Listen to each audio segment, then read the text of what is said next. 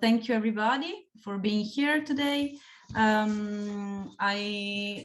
really appreciate that our guests are here with us. Unfortunately, there is a big change in the program as Agostino Ciciriello from Orphan to Pact cannot be with us today. So the presentations will be just 3 and not 4. But let's say we will have more time to discuss.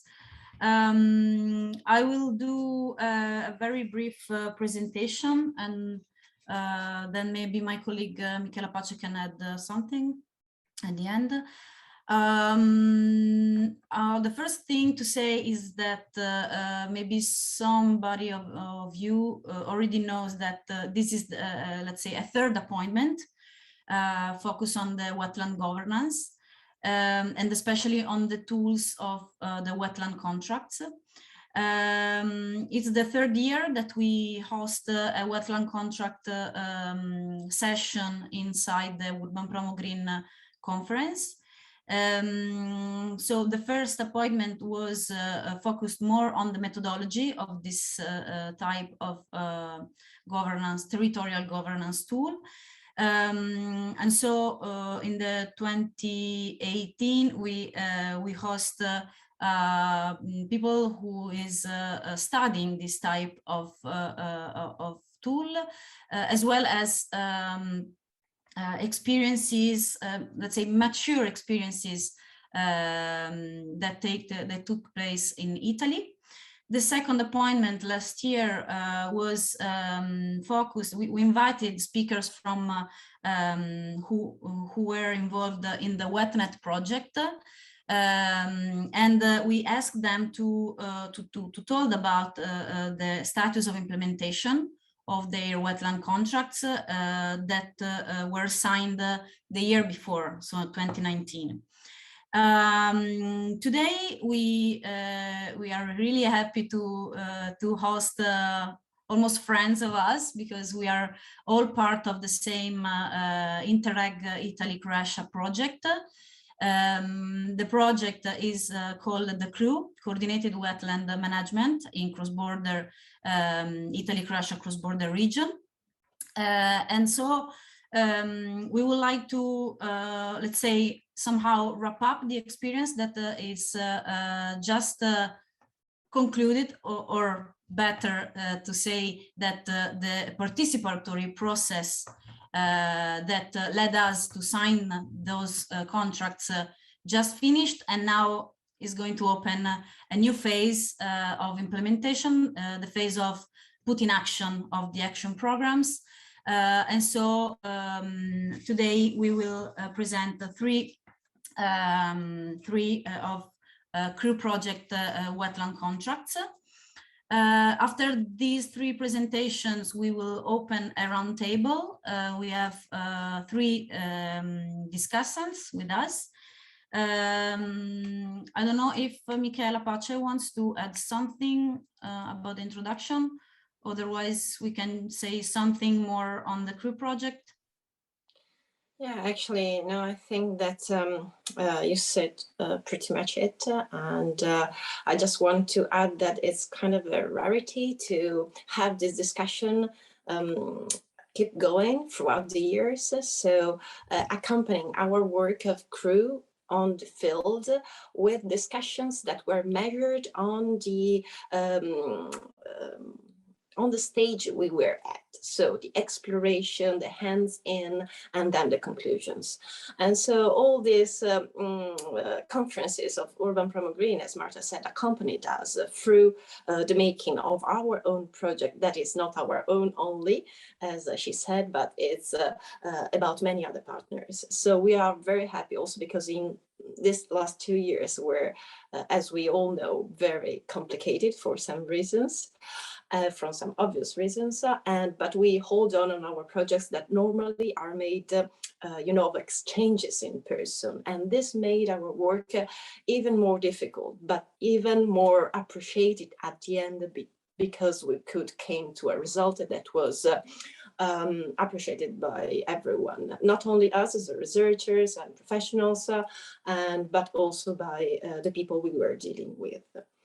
This is what I think it was important to add. Thank you, Michela. So I would like to introduce the name of the persons that are going to discuss with us today. I will follow the program order. So I would like to introduce architect Gabriele Pitacco, who is going to present the case of Marano Lagoon in the Comunità Riviera Friulana, so in the northern east part of Italy, the region of Friuli.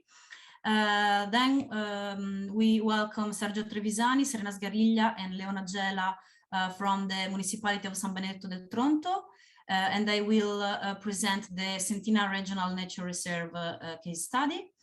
Last but not least, of course, we welcome also Svetlana Lupret-Obradovic from the Public Institution of Natura Istrica, and she will present the Ornithological Reserve Palud case study. As I said before, unfortunately, we will not have with us Agostino Cicciriello from the Territorial Pact of North Bari of Fantino, and so, but we will hope to have another opportunity to welcome him. After the presentations, if we all are strict to the timing we suggest, we can make a short break, and after that we will start the roundtable together with Anca Daniela Simeon from the JS Interreg Italy Croatia from the Veneto region, Serena Sapio, who is a PhD student from the University of Pavia, and Giulia Cantaluppi, who is a colleague of me and Michela Pace.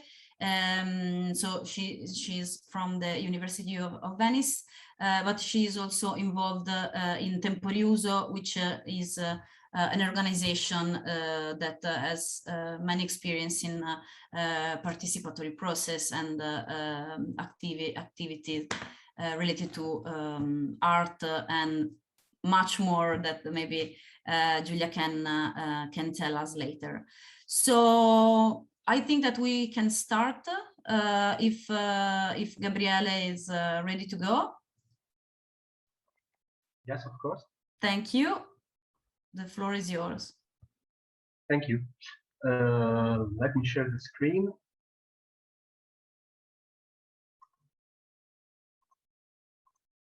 Okay.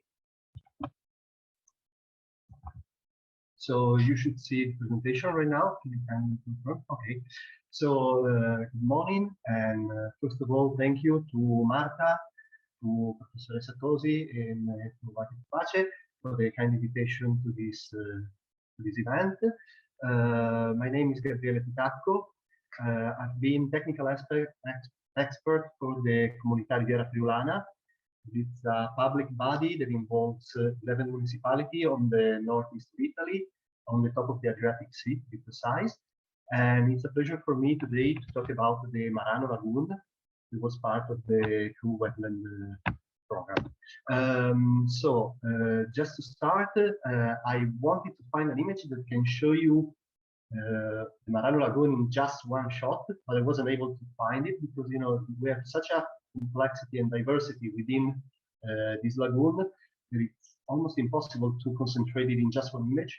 This one was still the best one because at the same time you can see the mix of water and land, the presence of, you know, several animals and other species that are hidden somehow or inside within the lagoon. But you also have the man-made artifacts like the casoni that you can see here on the left.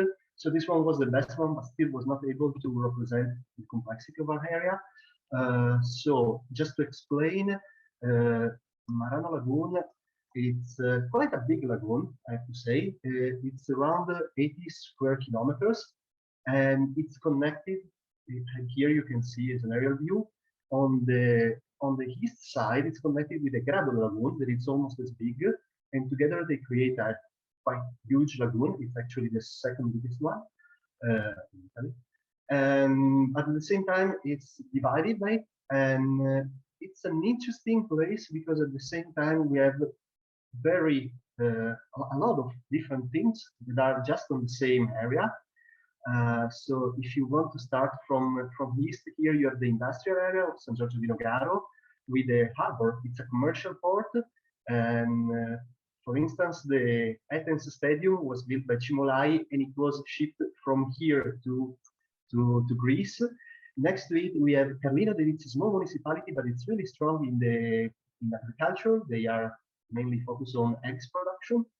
And next to it, we have a small town that is actually one of the biggest. If you look at the size of the municipality, that it's Marano Lagunare. It's an old town. It was built during the Roman Empire. Today, it's really close by. And it's really interesting because the surface, technically, it's huge, but the land surface, it's super small because basically Marano Lagunare holds all of the lagoon, 98% of it. Right next to it, we have something that is really peculiar because we have the mouth of the river Stella. So we have a river with the mouth of the river that goes into a lagoon. It's quite a peculiar situation. And at the same time, within the lagoon, we have Vignano Sabbiadoro, that is quite a popular place where famous for its golden beaches. Vignano Sabbiadoro literally means golden beach. And so at the same time, we have all these different things, and they are all on the same lagoon. And at the same time, in this lagoon, we also have several natural reserves. We have the oldest ones that are the Riserva Foci dello Stella, the Stella River mouth, but we also have the Cananuovo Valley, that is a reserve that was built on a fishing valley. It was converted from a fishing valley into a natural reserve. And at the beginning of the project, there were only 2 natural reserves. At the end of the project, there was also a third one because the Grottari and Vulca Valley was recognized as a natural reserve during the process. So this is quite interesting. This second image shows you a quite old map. This is from the 1465, if I got it right by heart. And it's a map of how the lagoon was structured at that time. And you can see immediately at first glance that it changed a lot. It's an area that it's well studied. Here you see the bathymetric map of the lagoon, and it's an area that it's special, I have to say, because within these reserves we have a huge heritage of birds and animals that are living in this area. And this also here on the bottom in this image is a casone that it used to be a fishing residence, a temporary residence for fishermen at the beginning. Now they have a quite different function, but I will tell you about it later. And this is quite peculiar of the Northern Adriatic Lagoon, but at the same time it's really special. So it's built with the materials that you can find within the lagoon. Okay. The other thing that is really interesting about this environment is that the rivers are bringing natural water, are bringing sweet water into the lagoon, but at the same time, from the mouth of the lagoon, you see the tides that are pushing salty water within. So we have a huge variety of water salinity levels within this area, and this contributed to create an impressive level of biodiversity, both in water and outside water, and mainly on bird life.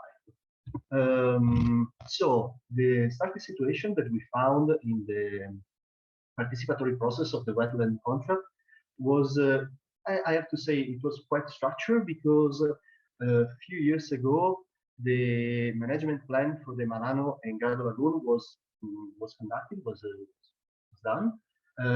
It has been signed during the process, during our process, so it took a few years to deliver it.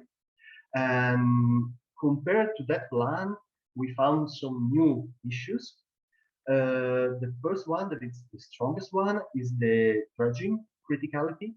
As you know, the lagoons are a natural environment, but it is not a stable environment. It's a dynamic environment, and dredging is necessary to keep the diversity within the water level and within the salinity level. I mean, without dredging, the lagoon is going to flatten itself. And due to a legal conflict, it's quite articulated, and I'm not going to talk about it right now. Dredging was stopped, and so right now it's a big issue that public bodies have to figure out. Other issues that we found at the beginning were some new alien species.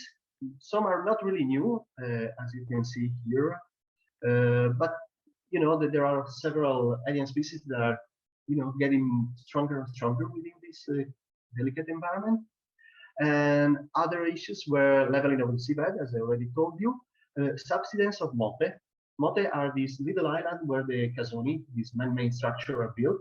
And the other thing is the saline wedge and the variation of salinity that it's changing right now, because the amount of water that's coming to the lagoon from the rivers is getting smaller and smaller every year, while at the same time the sea level is rising. So this is really affecting the dynamics of the lagoon.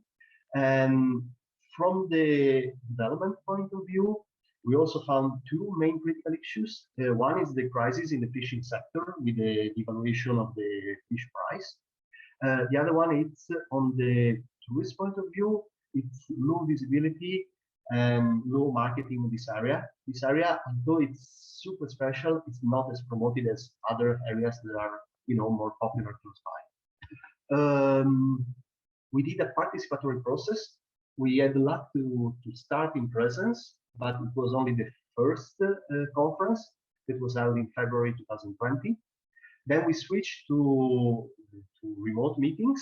So the first meeting that we did was a webinar. Mainly because of this dredging issue, we did a really technical and specific webinar on the geomorphology of the lagoon, including all the public bodies and the university that are studying it. It was really successful, I have to say. And that was the starting point for 5 territorial labs. Then we did 6 focus group. Then we did 2 general assembly. And last but not least, we also did a summer school as a final event for our process. And yes, we did like a really huge amount of meetings, presentation, video conferences. So I mean, it was a really interesting path. And as you can see, I put some images just to give you the idea of how it worked. And finally, here again, as at the beginning, we were able to be in presence in Marano Lagunare with some students coming from 4 different universities and studying different topics. So it was, I mean, really interesting.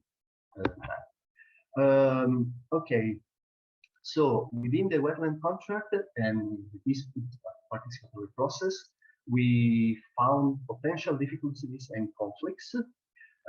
First of all, it's both a potential, but it's also quite a complicated thing to deal with.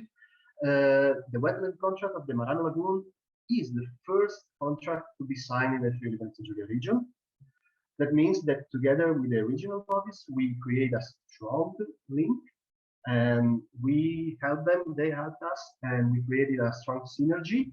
But at the same time, I have to say it's quite complicated on a practical point of view. Just to give you an example, the forms for the actions were not done in our region. So we had to create some new standards for the further coming wetland contract and river contract. It was easier for us somehow because of the lagoon management plan. That it's a mandatory tool for the management of the lagoon. So for us, we had a strong base to start from, and at the same time, as a public body, Comunità Riviera Friulana, it's an assembly of 11 municipalities, as I told you before. So as a public body, we are strictly limited to our scope, and so are the other public bodies that were involved in the wetland contract. Yeah, of course, everybody faced it, and we also had restrictions imposed by COVID-19. At the very beginning of the process, we found 3 main objectives. These three main objectives were defined by, first of all, by the municipality of Marano, but also together with the early adopters of the Memorandum of Understanding. And they were focusing on tourism and tradition. It was the first and main topic, then on fishing, health, biodiversity and reserves, and also on the promotion and development of the lagoon on the touristic point of view. This was the starting point, and it developed. So after all the process, we figured out that we need a more detailed objectives. So first of all, we said that governance was the first main area where to focus our attention. Then we had a really strong slow mobility interest from the community of the area of the lagoon, because the Marano Lagoon is it's kind of connected because the Trive, that it's the Trieste Villano Venezia bike path. It's a really important bike route that goes on the top of the Adriatic Sea, connecting Venezia with Trieste. But at the same time, it doesn't go straight to the lagoon. I mean, there is no way that you can go towards the lagoon with a bicycle path.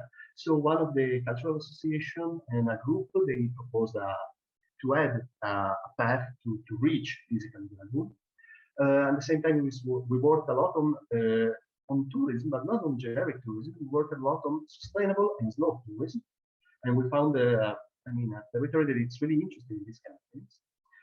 Of course, we had to work on quality and quantity of water, and of course, we focused on biodiversity, and we tried to build the premises for a new deal with the environment. I mean, there's nothing we can do. We have to find a new agreement with all together with the public bodies and the citizens that are living in the area to develop this area, but also to protect it.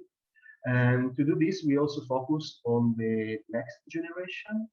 So we have a lot of actions focusing on school training and education. Just to give you some numbers, we had several public bodies like the District Basin Authority of the Eastern Alps. The region was involved. We have regional bodies like Como Turismo that is focusing on tourism, and ARPA that is focusing on the environmental protection. Of course, Untitled Chapter is a super municipal body that includes 11 municipalities that you can find right below. We have one university, 3 high schools, 3 legal bodies, a lot of association, and some private companies. So it's really interesting. The expected impacts of our wetland contract are, of course, better governance for the wetland. That's what we need. But also new slow mobility path, intermodal hubs, and in general, I would like to say that we need to have a new approach, a new point of view on the wetland, and try to understand wetlands not as a bound, but as an opportunity, as a place where you can build new things and you can build wetlands.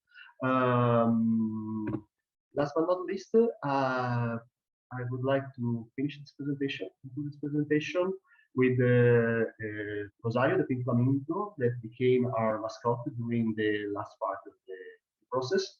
So thank you all, and if you have any questions, feel free to ask. Thank you, Gabriele. Thank you very much.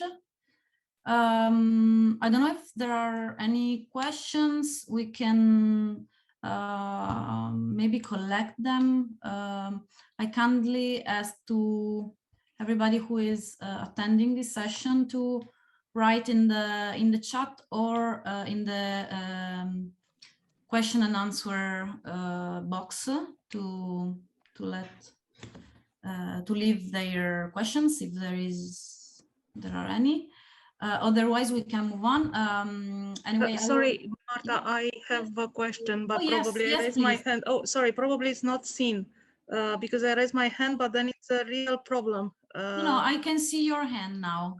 Okay. Sorry, Daniela, thank you. No, sorry. I just wanted to thank Gabriele for this excellent presentation. I do have some questions, but I don't know if I should ask them now or I should wait for the second part. They are mostly related to, of course, things that are related to the project and program implementation. So again, I can ask them now, or I can keep them for the second part, depending on the availability of Gabriele and on the schedule of the agenda of today.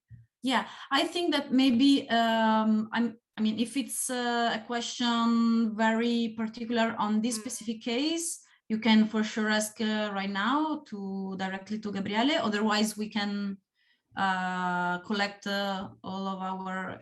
Me too. I have some questions, but maybe we can move questions to the round table. But Daniela, as you prefer. Okay, then I will definitely leave them for the second part, because the second part, as I understood from your introduction, is much more devoted to this project implementation. I really do not want to keep now, but let me thank Gabriele for this very interesting presentation, and of course it gives some food for thought. Thank you, Gabriele. Thank you, Marta. Thank you, Daniela. Yes, no, I will really thank you, Gabriele, because in a very short time you tell us many things. We often discuss about the fact that apart from the size, but the Venetian Lagoon has many points in common with the Marano Lagoon. It's quite impressive. One thing that is very different is, for example, the number of public bodies involved, of municipalities involved. So maybe it could be a very interesting point of discussion later on the roundtable. So I would like to move to the next presentation if Sergio, Serena, and Leona are ready. Good morning. Good morning. Good morning. So if you're ready, I leave you the floor. Yes. Thank you very much. Yes. Good morning, everyone. I am Sergio Trevisani, Director of Sentina Regional Reserve. I share my screen. One moment, please.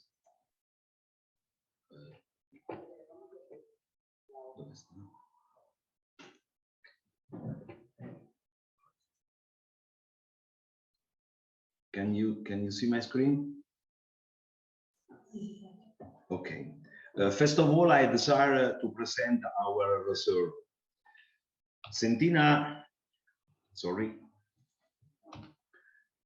Reserve was established in 2004 and is the smallest protected area in Marche region. It is small in size, but the reserve has great environmental value. It is of 180 hectares of land, water, and sand stretching in the municipality of San Benedetto del Tronto, the river of, bordering to Tronto River to the south. Its environment widened from sandy shores back due wetland to grassland, hosting unique flora, which unfortunately has been dying out across the Adriatic Sea because of human activities. The reserve is highly important for the migratory avifauna, which have no other possible stop between the wetland of the Po Delta and the Gargano lagoons. We have unique ecosystem, more than 400 species of plants, more than 200 species of birds, 20 mammals, 4 amphibians, and 7 reptile species.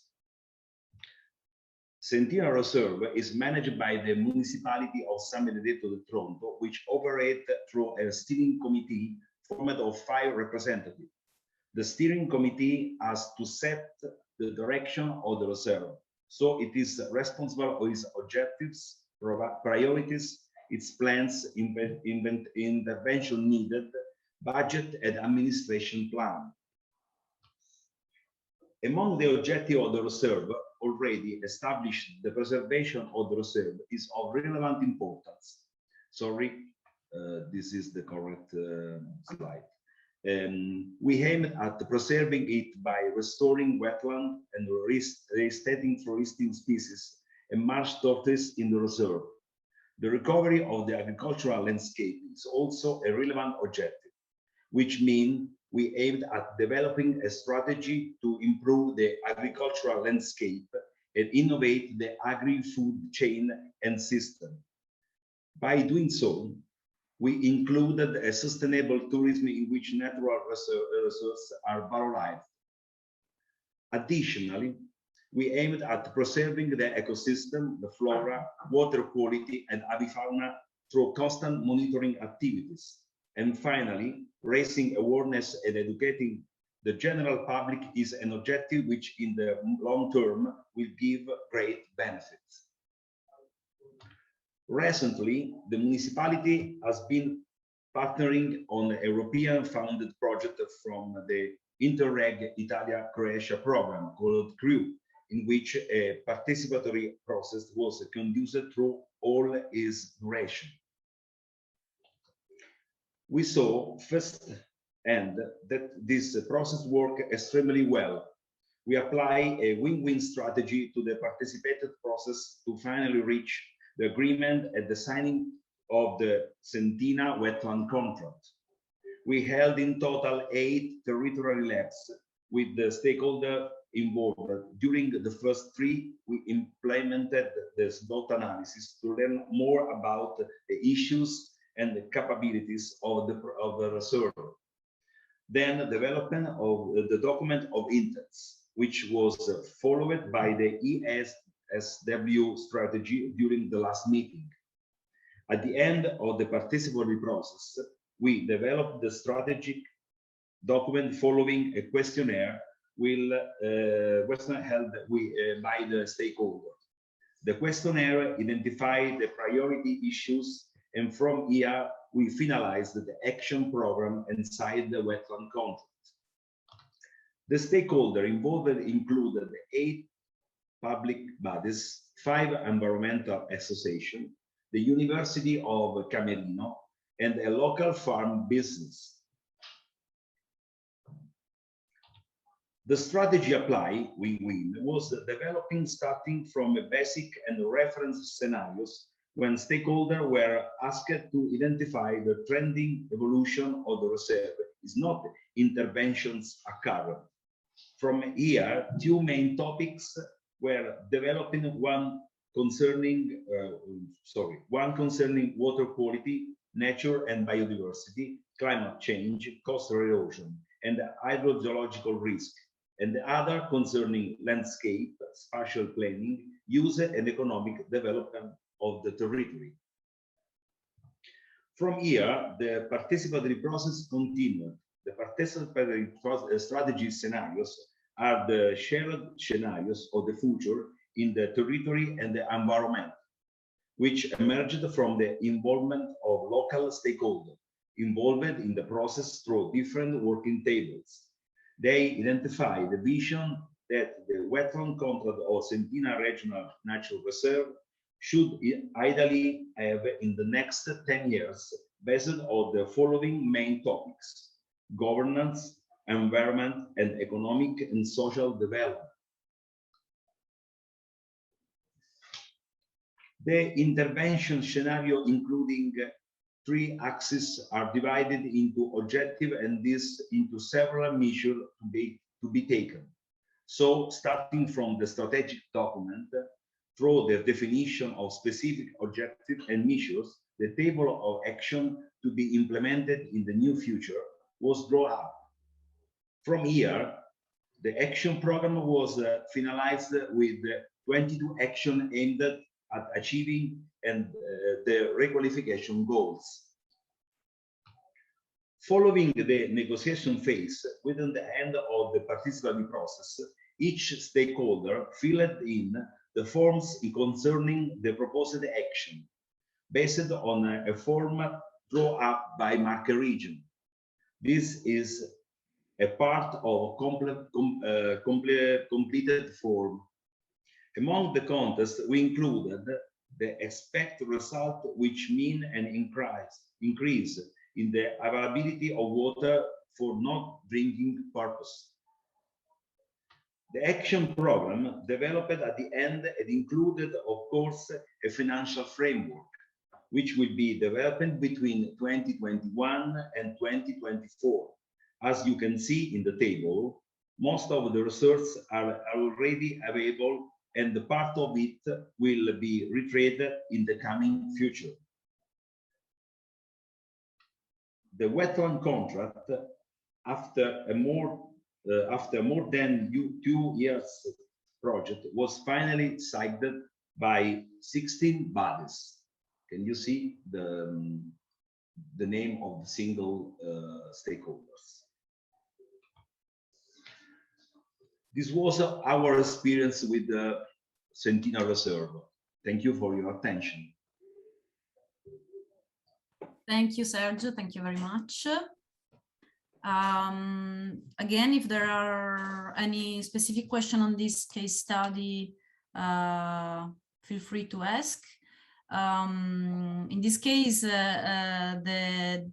let's say the situation from the institutional point of view is quite different from Marano Lagoon, as we very well understood.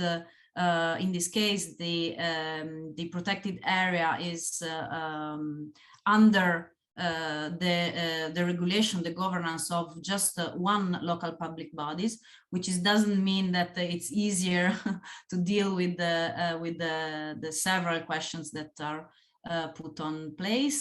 So thank you very much, Sergio. If there are no questions now, maybe we can move forward to the third presentation. So I will kindly ask to Svetlana. Welcome, Svetlana. Good morning. If you can share your presentation, we are listening to you. Thank you very much. Thank you and good morning, everybody. From Croatia, from Istria. I'll share the screen now. You can hear me well? Okay.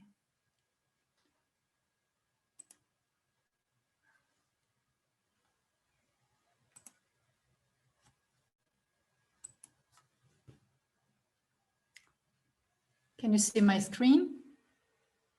Yes. Okay, so I'll start now. Just hold on for a second. Our experience is that I'm going to present you is about a small ornithological reserve on the west coast of Istria. I will tell you a bit about the area and show you some pictures, and then I'll proceed to the activities that we had in this area within the CREW project. So basically, you see the basic data about our area. It is a brackish swamp, but with very, very highly variable ecological conditions. It's a small area, totaling a little bit more than 200 hectares, and with a water area of only up to 18 hectares. But it is very rich, as you can see from these data about the bird species recording. It's around 240 bird species. Some of them are nesting here regularly. But the area is also very, very important as a migration point for the birds, where they can rest and feed a bit after proceeding towards the south or to the north. And it's also important as a wintering place. The whole area has protection status. It's a special ornithological reserve, but it is also the part of a significant landscape, Rovinjsko priobalje.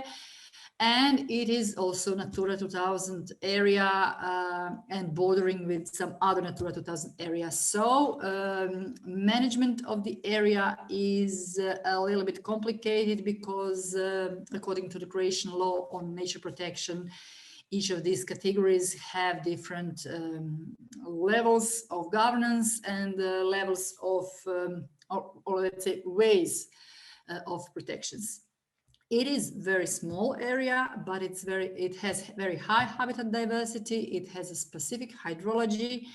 It has also rich geological, let's say, heritage or value, but also cultural and ecological heritage. And it's still used by man, of course, by people. So it is also a traditional landscape and a favorite area for tourism during the summer months. Consequently, it's under a big pressure because of that. I'll show you just some pictures just to have that you have some idea how it looks.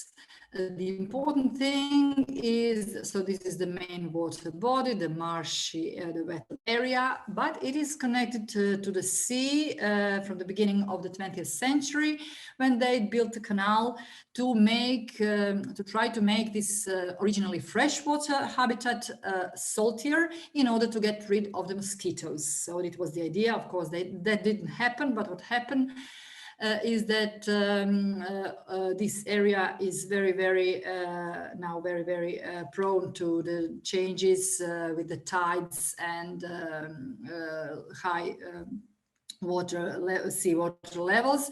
It's also connected to the sea by some underground connections, because, as you know, big majority of our part of the coast is laying on the karst area, and karst is very porous and it's all connected, and it's like a huge system of tubes, and everything is actually connected. So it is now very salty in some parts. For instance, this year it was really salty, even in these most remote parts, with salinity going more than 50 promils, and it was much saltier than the sea at that point. So when the sea would go in, it would actually dilute the water in the swamp. It is just another view of how it looks, and this is just to show you the diversity of habitats. This is the forest, the main wetland area, and this mosaic of different type of agricultural land and some human-made habitats. Just a few quickly a few pictures so you can see how diverse it is and how nice it is, of course. So this is, for instance, the example of some neglected cultural heritage, but we do have plans with that as well.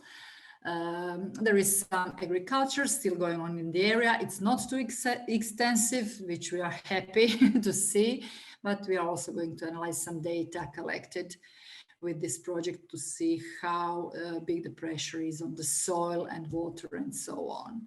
It's on the coast, it's bordered by the coast, so it also has some beautiful coastal habitats, infralittoral, with its specific flora and fauna. And this, as you can see, is the imprint of the dinosaur foot, and we have two places within the reserve with these ichnofossils, so imprints of the dinosaur footprints. Of course, the most important, being an ornithological reserve, is the most important part are the birds. So we have plenty of them, and we are happy to be able to show it to everybody. With the project CREW, you all know this data, but I just wanted to show that we are here in Istria. We have also two places in Croatia that participated, and all other places in Italy. Our part of the project was to 100,000, a little bit more than 200,000 euros worth. And of course, the main specific objective was to contribute to protect and restore biodiversity, as in any other case. We had several project activities, with, of course, producing wetland contract being the most important, but also the other ones going towards that main goal. So we had the activities of establishing and monitoring, then promotional activities, wetland contract process itself, and of course common activities of the project partners. I'm going to present all of them briefly to you, and of course with a stress on a wetland contract. Within establishing the monitoring, we at the beginning of the process, we actually realized that we have only scarce data, not systematically analyzed, and so on. So there was the need to really collect more data in a more scientific and good way. So this was the goal, and the result is, of course, that we now have a bunch of reports with really good starting baseline data, and also with some guidelines for future monitoring. And we produced also the huge photo documentation within the project. This is how it looked, lots of field work of different type. So we also put up a small meteorological station in the area, and it immediately showed the importance of microlocation, because the data from that meteorological station differs significantly for the two very, very near other stations which are very near. But this really shows very clearly how the climate and the environmental conditions are modified with this relatively small but big water area, which is here, and this is our wetland. So really, really very, very interesting data from the beginning of the project we've been able to acquire. We also had some field work here and had to manage in the field, but it was really the nice part of the project. And we have all the reports, which of course are going to be in our report to the lead partner. We also did a lot of activities connected to promotion. The goal was to promote pellet area, and we think we've managed to increase the visibility of our area and the visibility of the CREW project. So when we start really to implement the wetland contract, we think that the people are going to be more susceptible to what we do and what we say. So we produced several publications, souvenirs, and so on. I'm going to show you a bit of it.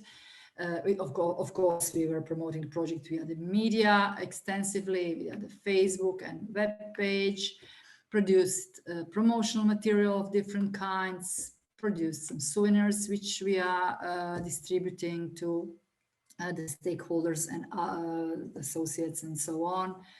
We've also, I think we were quite present in the media, especially in local and regional media, which is important to us because we wanted local people to know what they have in their neighborhood, because we realized that people are not really, majority of people is not really aware of this tiny jewel that they have very, very near to their place where they live. We produced some educational material. Of course, everything is about the birds, everything is about the swamps, so memory and puzzles for the kids, for the youngest, which we are distributing to the schools, kindergartens, and so on. And of course, we have been participating in common activities of project partners. And now about the contract itself. Of course, similar methodology, similar ways as everybody else. We first had to face the fact that we are not recognized enough as an institution who is managing the area. We analyzed the problems as we see them. We had some internal workshops. And we came to the conclusion that inadequate level of information, which is available not only to us as managers, but also to stakeholders about the area exists, that we are not controlling the stakeholder activities in an appropriate manner, and that this level of cooperation between the institution and stakeholders is not really adequate. And we decided to change that, of course. The whole process, as I said, was similar to everybody else. After defining the steps and dynamics, we made a preliminary analysis of the situation, and then we held the first territorial lab in July of 2020, and unfortunately it was the only one which was held live, and after that we had to switch online as everybody else, but I'm going to tell about it a little bit later. Then we were defining the scenarios and had a second territorial lab afterwards. We also, because of the situation, have had lots of individual meetings with stakeholders. And then in April, we managed to have a third and fourth territorial lab, which led to the final version of the contract for Palud and passing the action plan, signing the contract in July of this year. So the first territorial lab was the most important one. People participated. We had a very, very good response. The work was very good and very high quality work. We produced a SWOT analysis at that point. The good point is that we had really this first lab, which was preceded by the extensive animation and calls to everybody. We really had a good response from different levels of stakeholders. So we managed to have really a very, very high variety of stakeholders at that first lab. And this was the key point, I think, because afterwards, when we had to switch to the online work, we really had also good response from all these levels, from local, regional to national, and from different types of stakeholders in the process. Second territorial lab was mainly conducted through the questionnaires for the stakeholders, where they could really define their future role and how they see themselves in the whole process. And we had individual meetings with stakeholders during the winter, both in the office, but also in the field, as this picture shows. Third and fourth territorial lab were held after the draft of the contract and of the action plan was done, and then there were lots of correspondence, of course, and commenting live or during the labs, and afterwards, of course, it all led to producing and passing the contract. So we signed the contract in July this year, and it was signed on the spot in the reserve by the swamp. It was very, very nice and really cozy. A majority of signees came. Some didn't come, of course, because they couldn't at that point, but signed the contract later because it was the time of the holidays and so on. But which was very important to us, a county head, the head of the whole Istrian county, and the mayor of the main stakeholder of the city of Rovinj were there and signed the contract. And since they both were there, also the media came, and so we had a really, really good media coverage of this contract. So here is our director, Ms. Silvia Buttignoni, presenting the whole process, and of course the contract was signed by the three first signees, our director and head of the county and head of the city of Rovinj. And what really we consider as the crown of the wetland contract is our action plan, which we also named because it was really very, very important to us to have some to recognize that it's really important. So we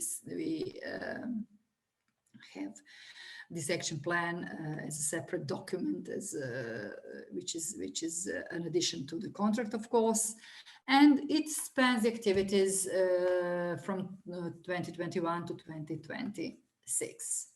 The main objectives are divided in three themes. So we defined 7 specific and 2 horizontal objectives.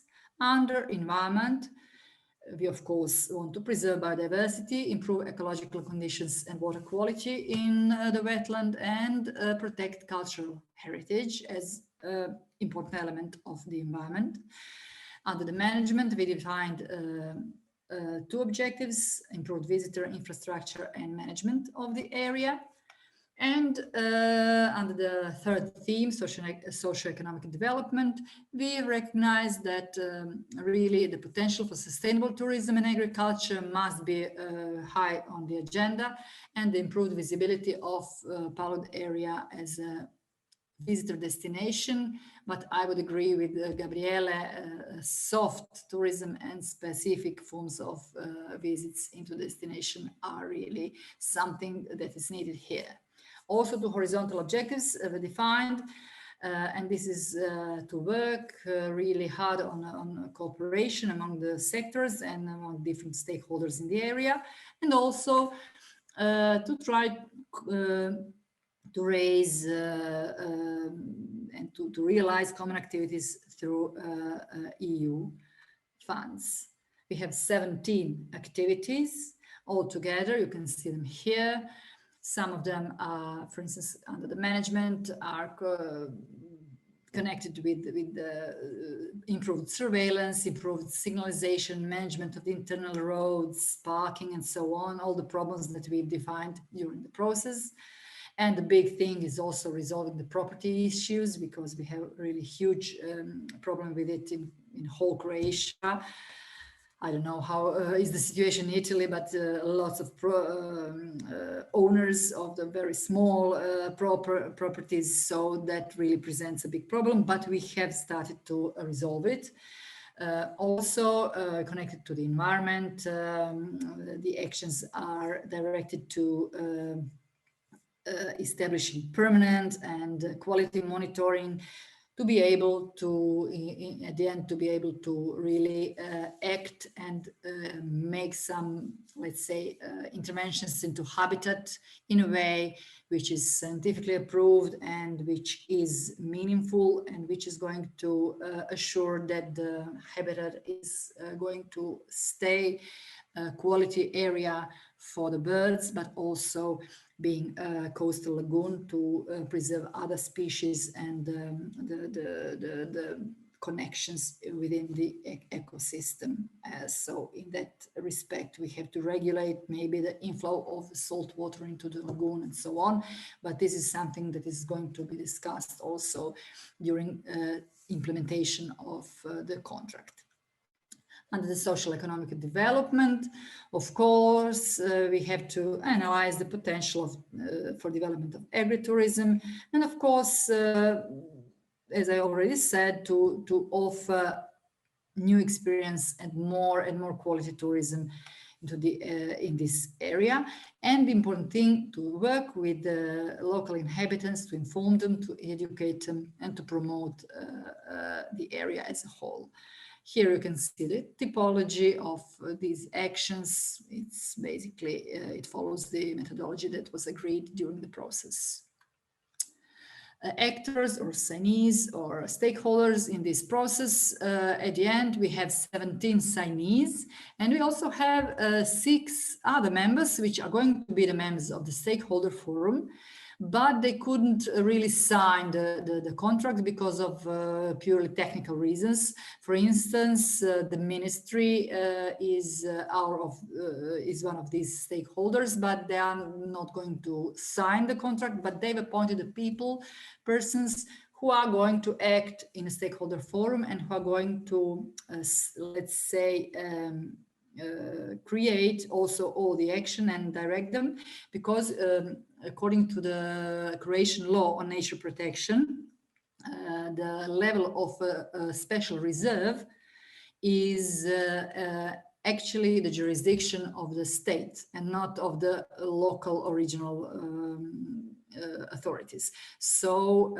they are interested in being involved into the process, also for some reason that I'm going to explain later. So basically, they really have to know the area because all the things that are going on in the special reserve have to go to the ministry for approval. So if they do not know the area, if they do not know the problems in the area, they cannot issue the good documents to somebody who is interested in doing something in the area. So we are very happy to have them in this respect. Also, the county have signed it, and some agency for public health and archaeological museum. We have on the local level city of Rovinj, who is a really big stakeholder, and tourist boards of Rovinj and adjacent municipalities, museum of the city of Rovinj, which is also very important for us, especially because they are dealing more with the cultural heritage, and also that we have a very good possibility to make, for instance, different types of exhibitions in their museum. And I think lots of you know that Rovinj is really a touristic city, so lots of people can see it if we can present it in the town itself. We have some scientific and expert institutions such as Croatian Academy Department of Ornithology, Institute for Agriculture and Tourism, Engineering Faculty, and University, our local university, Juraj Dobrila in Pula. And we have also NGOs, one of national and one of local level, and some individual signees who decided to personally be involved in the process and in the actions afterwards. Implementation period is, as I said, from 21 to 26.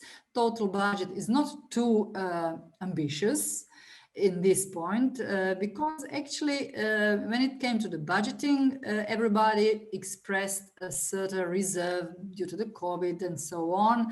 So they really were a little bit reluctant to specifically say that they are going to really reserve bigger amounts of money for the actions. So the main sources are going to be and remain Istria County, which finances our public institution directly, but also they've said that they are going to finance some activities through its other departments of tourism, sustainable development, and so on. City of Rovinj is going to finance something, and of course we are going to try to find external resources from local smaller projects, but also from donations, EU projects, and so on. Difficulties, some of them are already stressed. The negative attitude of local residents, what was partly present at the beginning, and lack of trust to us as institution and our capabilities. And this maybe the biggest problem, the good quality communication between institution and stakeholders, and of course COVID pandemics, which impacted the quality of the process. But I think we really had found a way to overcome that. And the good things that emerged from the process was really a very, very good synergy and positive attitude of those who were involved in the process. Some new ideas emerged that we weren't thinking of at the beginning of the process. Also, this very balanced structure of stakeholders, I would say. And which is important for us as an institution is that this process of wetland contract really made a very good basis for the future processes that we have to go through. And this is producing the management plan and the Protection Act of Palud area. This is something that we have to do as an institution who is managing the area. And it is we are obliged to do it by our law on nature protection. So we already agreed with our colleagues in the ministry, because the ministry is the main leading body for these sort of processes. We have already made an agreement with them to incorporate, to find a way to incorporate the wetland contract in a management plan. So we just have to find a way how to do it. And the good thing is that because of this situation that we had with not such a good cooperation with stakeholders, that now we've established and improved the connections and with different kind of stakeholders. So because the management plan is of course also a participatory process, is going to be much easier now to produce a management plan that than it would have been if there weren't the wetland contract. I have to say as well that the wetland contract as a tool was now for the first time introduced in Croatian practice of managing protected areas, because it doesn't exist in any law or guidelines or anything. We do not have it. We didn't have this kind of documents, river contract, wetland contract, and so on. We didn't have it. So Neretva River, our Palud area, and Velo and Malo Blato on Pag Island were the first ones that are made for Croatian protected areas or wetland areas. And we are also going to present this process at the end of this month on the very big meeting of the all protected areas in Croatia. We have it each year, this very big meeting, and people from, especially people from expert services of this institution are coming, and we are going to present our management wetland contract as an management tool, actually. So thank you for your attention, and sorry if I've been too long. Thank you. No, don't worry, Svetlana. Thank you very much. Thank you. Some questions come to my mind, but I think that maybe we can move to the question later. What I think it's very interesting in your case, and maybe it's something that we can discuss about, is the fact that you had the chance to have at least the first territorial lab in presence in the area, and I'm wondering how this also in a way help you to have a quite good a good participation even on the online mode in which we all had to work. But yes, maybe it's a question that I can ask you later. I don't know if you agree, maybe we can have a small break for a coffee, 10 minutes. It's 11:10, maybe we can come back at 11:20. When we will come back, I will introduce a bit better our discussants, and then we can open the round table. So do you agree? 11:20, it's enough, 10 minutes? Yeah. And so, okay, see you in 10 minutes. Thank you.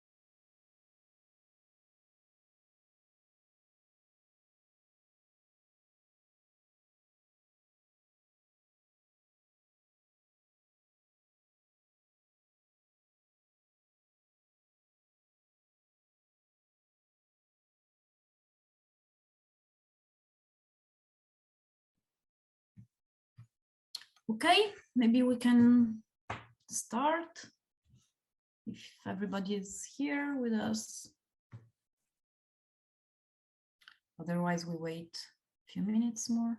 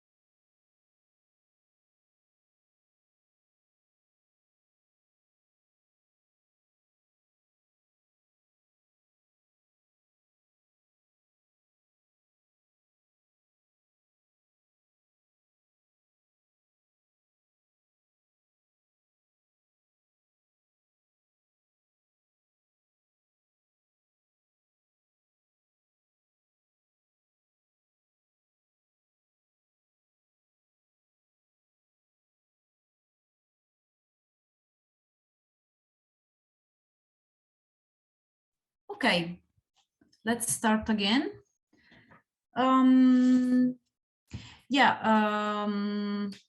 Okay, our proposition is now to very briefly introducing our three discussants, and then we will ask to our discussants to make some comments, some reflections on the presentations that we listened before the break.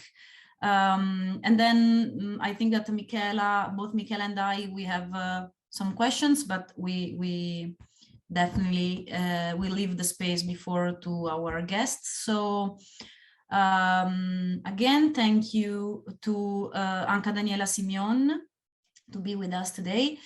She's project manager of the Joint Secretariat of Interreg Italy Croatia program of the Veneto region. That is basically the office that work in the coordination and monitoring of projects implementation.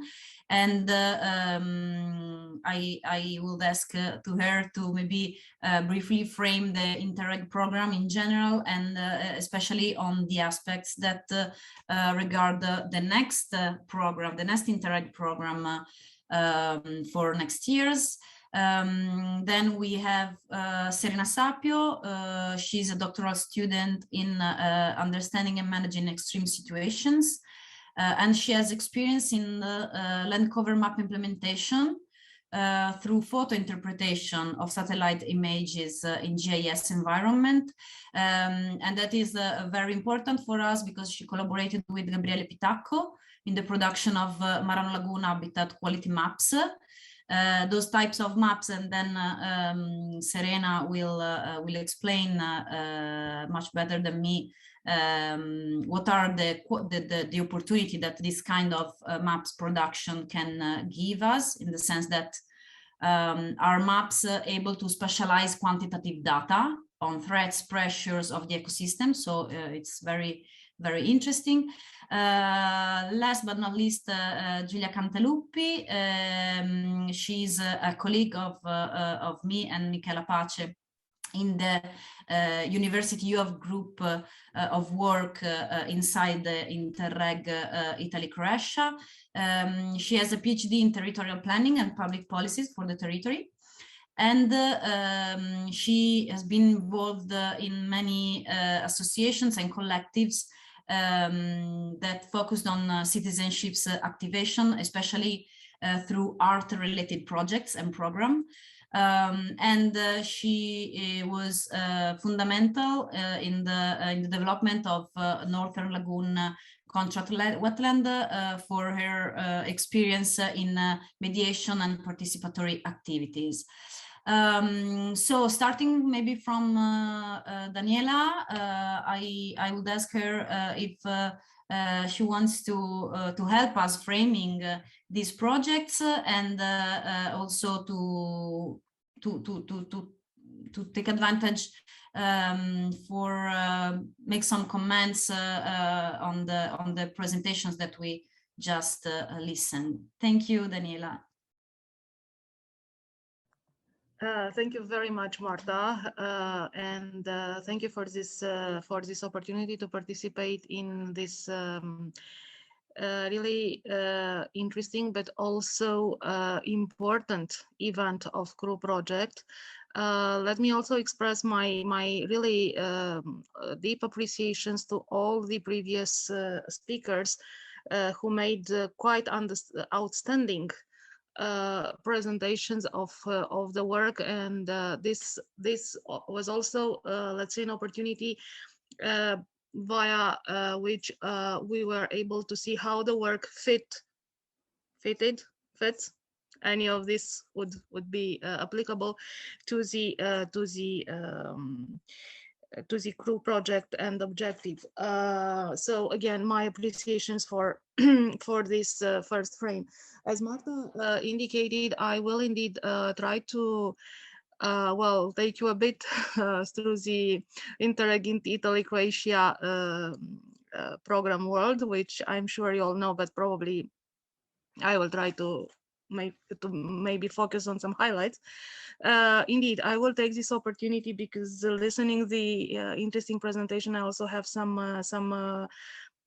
I wouldn't call them questions, maybe things to share with you and learn your opinions.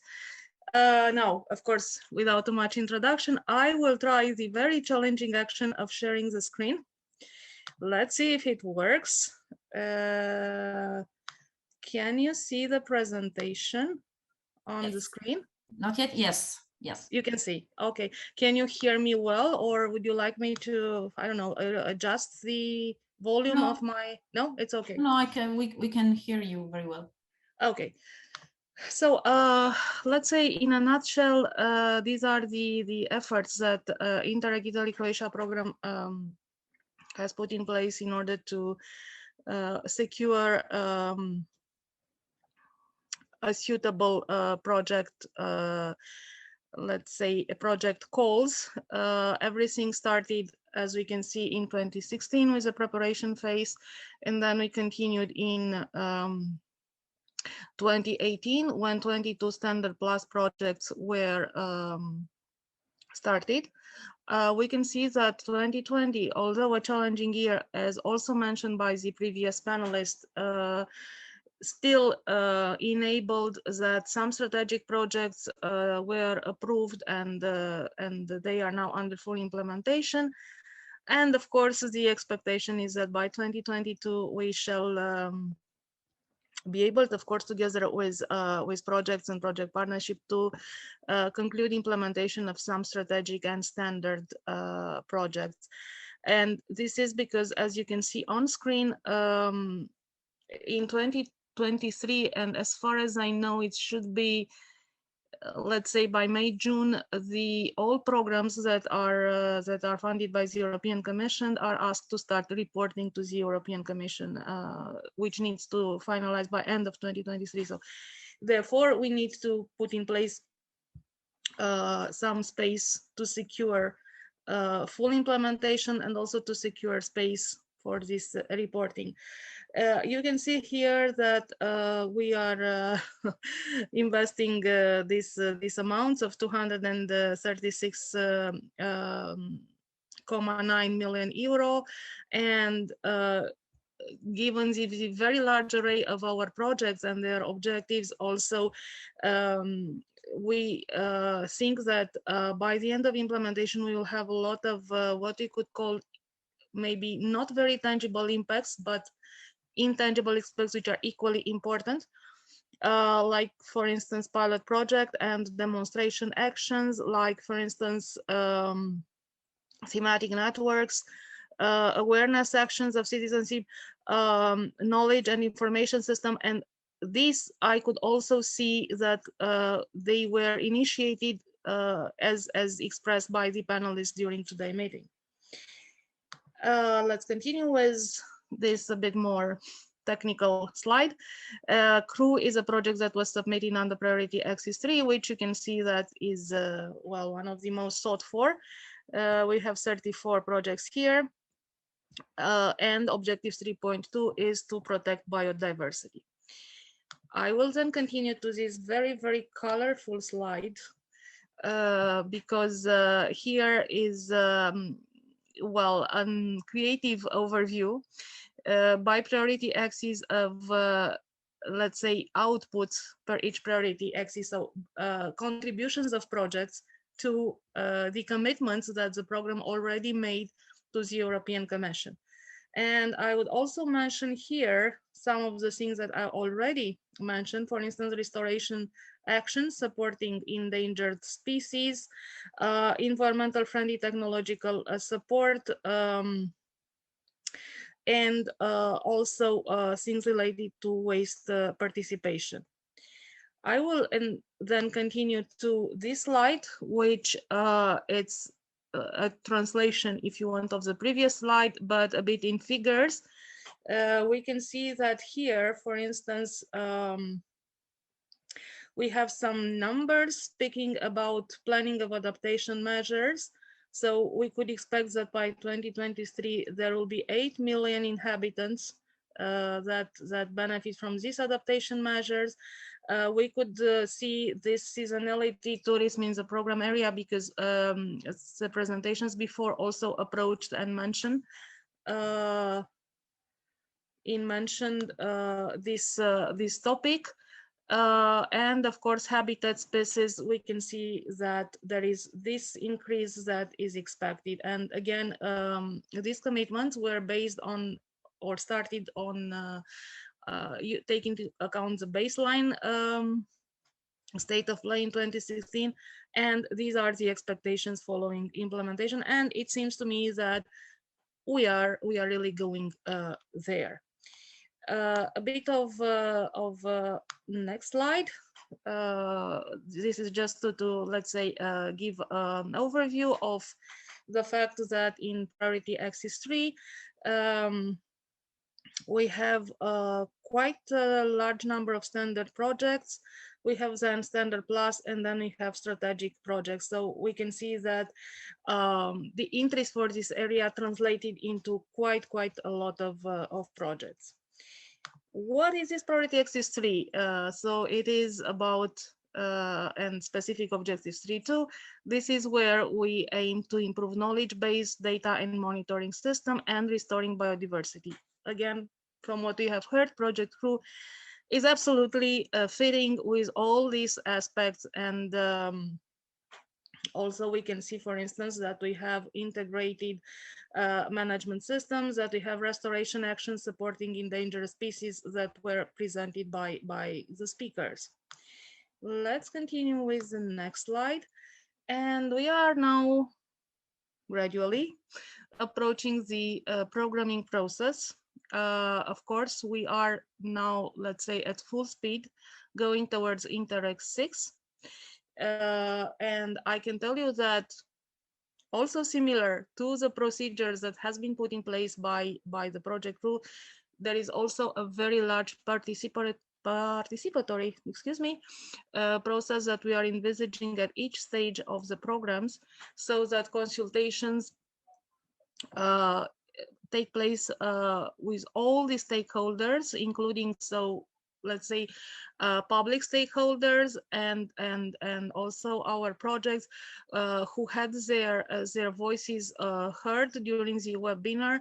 Also, I would like to extend my thank you to the lead partner of CREW projects who accepted to fill in the online survey cross-border obstacle. This is very important for us. So again, this is why you can see these numbers, because we are slowly and gradually, let's say, using all the inputs and all the analysis available in order to make Interreg 6 a very interesting and appealing tool for those seeking finances. So this was a sale pitch on my side. Now I will move on and of course mention that we have these macro regional strategies that we are of course aware of, and it is important because it is one of the programs that addresses them, and all our projects are contributing to these strategies. The next slide, this is what the current state of play of programming is. So we can see that we are let's say in this working processes, in consultation webinars, in meetings. So more or less we are progressing towards end of 2021 when we will probably have a very advanced form of our program. Let me take you a bit through this one of the procedure. And this is a consultation webinar that took place in April, and where we were happy to see that many of our projects accepted to participate and give us their inputs on what they see as being important, for instance, in terms of preservation of nature, biodiversity, and green infrastructure. We can see, of course, the image via the two countries, Italy and Croatia. Just a bit of reading here. We can see that, for instance, marine habitat holds the most important place in Italy's future concerns. We can see that information awareness, it's important for Croatia. We can see, for instance, that knowledge base, it's similarly, has similar places between Italy and Croatia in terms of importance. We can also see a bit of a difference between the ranking in terms of protected areas. Italy, Croatia could be also maybe the legal framework that was mentioned, and it's a bit different in Croatia. But this is what came out of the results. But anyway, all in all, I would say that looking at this picture, figures are quite similar in terms of what our stakeholders, Italian and Croatian, see as important when it comes to biodiversity, green infrastructure, and preservation of nature. Again, an outcome of this consultation, we can see that we also have here, let's say, some of the figures quite close to each other. For instance, we have availability of new technologies for monitoring, which are regarded as being important by Italy and Croatia. We can see that potential of responsible tourism is also regarded as being important, and I'm glad to note that this was, let's say, confirmed during the previous presentations that we heard today. And we can also see that there are several other aspects that both countries regard as important and which we plan to take stock of in preparing the next program. I would not insist so much on this because, sorry, I would insist on this. Sorry. I had something in mind. So it is very important to know that for the next programming period, the European Commission has asked all Interreg programs to adopt the specific objective 2. So this is like something clear, it's constant. We are not going to change it. Because it deals with a greener, low carbon transitioning towards a net zero carbon economy and resilient Europe. So we are really not going to change it. In addition, we have decided to adopt 2.4 and 2.7.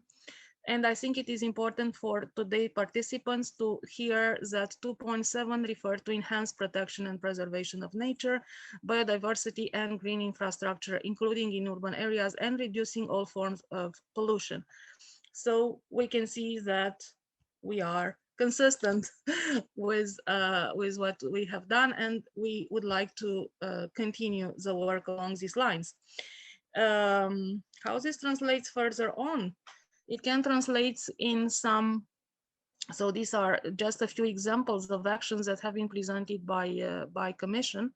So let's say working into 2.4 would mean that those interested in continuing to to ask for funding in future or in upcoming Interreg 6 program would have the opportunity to work on still prevention measures like improving knowledge base, awareness raising, flood protection infrastructure, preparedness measures, which are equally important in order to assure a good and solid and sound base for the future. Now, when it comes to 2.7, which is probably a bit more interesting for today, the types of action that could now be envisaged. Of course, this is really not an exhaustive list, it's just a starting point. We can see that we have protection and preservation of nature and biodiversity, green infrastructure, capacity building measures to improve air quality, soil decontamination, noise reduction. But as I said, this is really not exhaustive list. This is really a starting point from how 2.7 looks like. Well, what the message is on our side is that the programming process was launched at the end of 2022. We are now at the which continued with the stage of reconnaissance of the context. So this was already discussed when I was approaching the stakeholders consultations.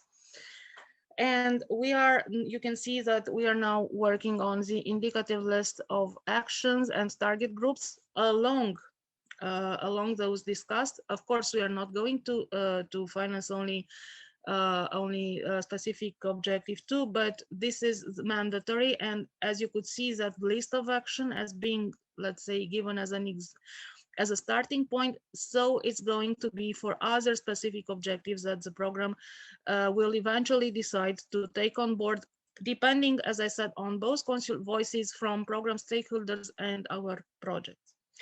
Of course, we are in parallel launching the strategic environmental assessment, which I'm sure I do not have to go into too many details given the professional background of today's attendance. This is something that is considered mandatory by the European Commission in order to make sure that everything we do in the program is, let's say, taking into account properly the environment aspects and also the citizens, and everybody is aware of this. So in a nutshell, this is what we are going to do for the future. So we are advancing. We have decided to take on board 2.4 and 2.7. We have this exemplary, this list. So these are, let's say, kind of a bit of set of in stone, if you want, things. Maybe can give some food for thought for today attendance. Of course, CREW projects, and we can see that, for instance, why I'm listing here the objective is because for us as program, these are very important as things to be put in place. So we have this cross-border observatory. We have this idea of protecting biodiversity in Italian and Croatian coastal wetlands. And this is exactly what we are discussing today. We have this cross-border strategy and synergies between coastal wetlands, and we have improving the public awareness. Now, from what I could see today, especially during that part of the presentation which approached the promotional efforts that have been taken, I was able to note that it's not only about public awareness, which is important, but you have put in place a very customized range of promotional objects, so to make sure that the message is well passed on towards the right audience. And this is, of course, what Project CREW is planning and has committed in the very beginning, in the sense of positive effects on natural habitat, and would very much welcome that these are described in the next partner and project reports. We also see that this observatory, as I know, it is in place and it aims at enhancing the transnational exchange of expertise. And we can see that sound synergies are envisaged. Returning to today's discussion, as agreed with Marta when preparing the presentations, these are, of course, things of interest. Sorry, Daniela, if you can go towards the conclusions. So thank you. Sorry. Thank you very much. Yeah, but it's okay because these are, let's say, target groups which are important and we need to keep an eye on. And these are some deliverables. So indeed, sorry for taking a lot, but this is basically for us also interesting, and let's see how we can move with today's topic. So yeah. Let me know if I can ask my questions now or maybe after all the presentations are. Yes, yes, please. Thank you. Okay, then I would have a question which is related to the participatory process that all the previous speakers have mentioned. I could see that was quite a long one. There were quite a lot of stakeholders involved. And my question would be, how did you decide to take on board all those stakeholders, and whether they were, let's say, some of them were already aware of what is done or not aware, or how do you see further on this participation of very different array of stakeholders? If it's okay for you, Marta, I will start. So I can start first. Okay, so for us, the mapping of the stakeholders was an interesting process that we did at the very beginning. Somehow we couldn't exclude some of them. I mean, all the public bodies that are involved in the management of the lagoon could not be excluded. Same for associations that were really operating on that area, and some other came during the process by the word of mouth.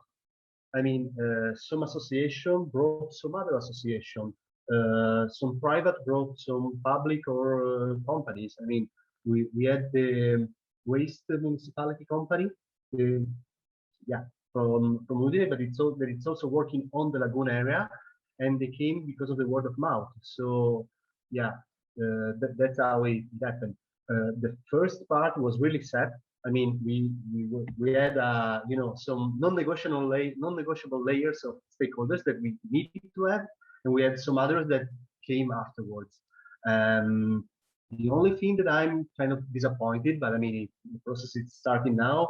There is one big partner that is missing. That it's the one that is operating on the Consorzio di Bonifica, the one that is operating on the edge of the lagoon.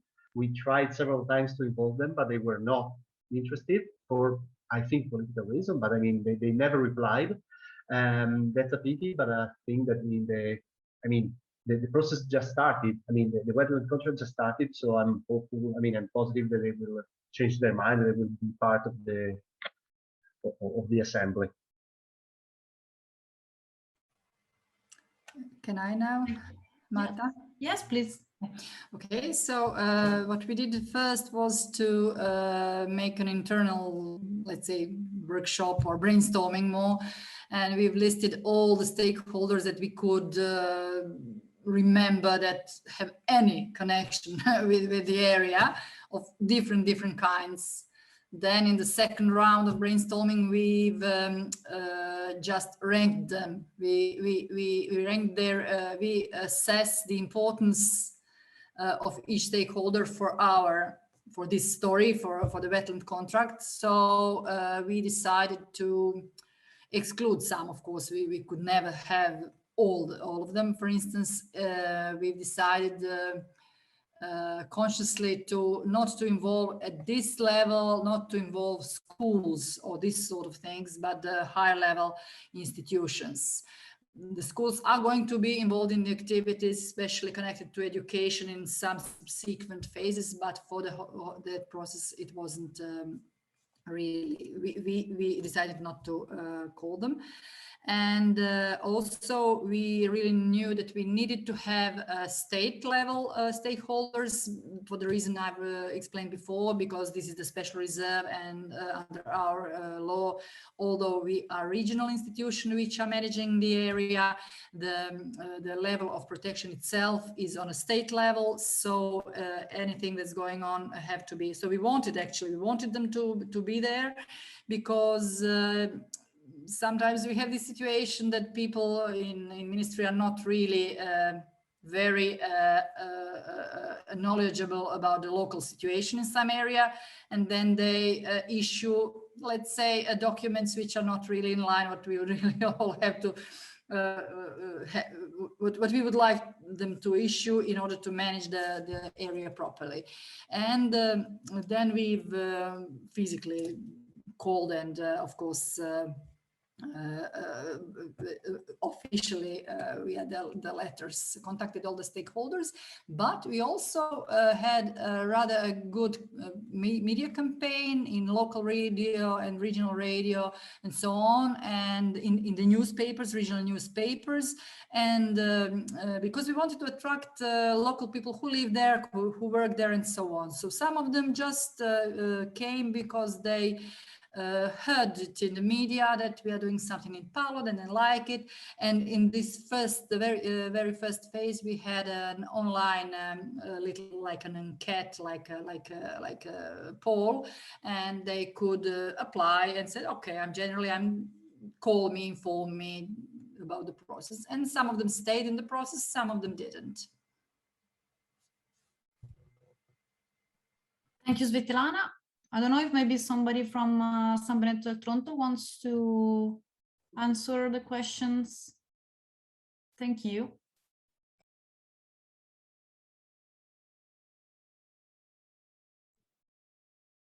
I see Serena and Leona, but they are like freeze, kind of, right?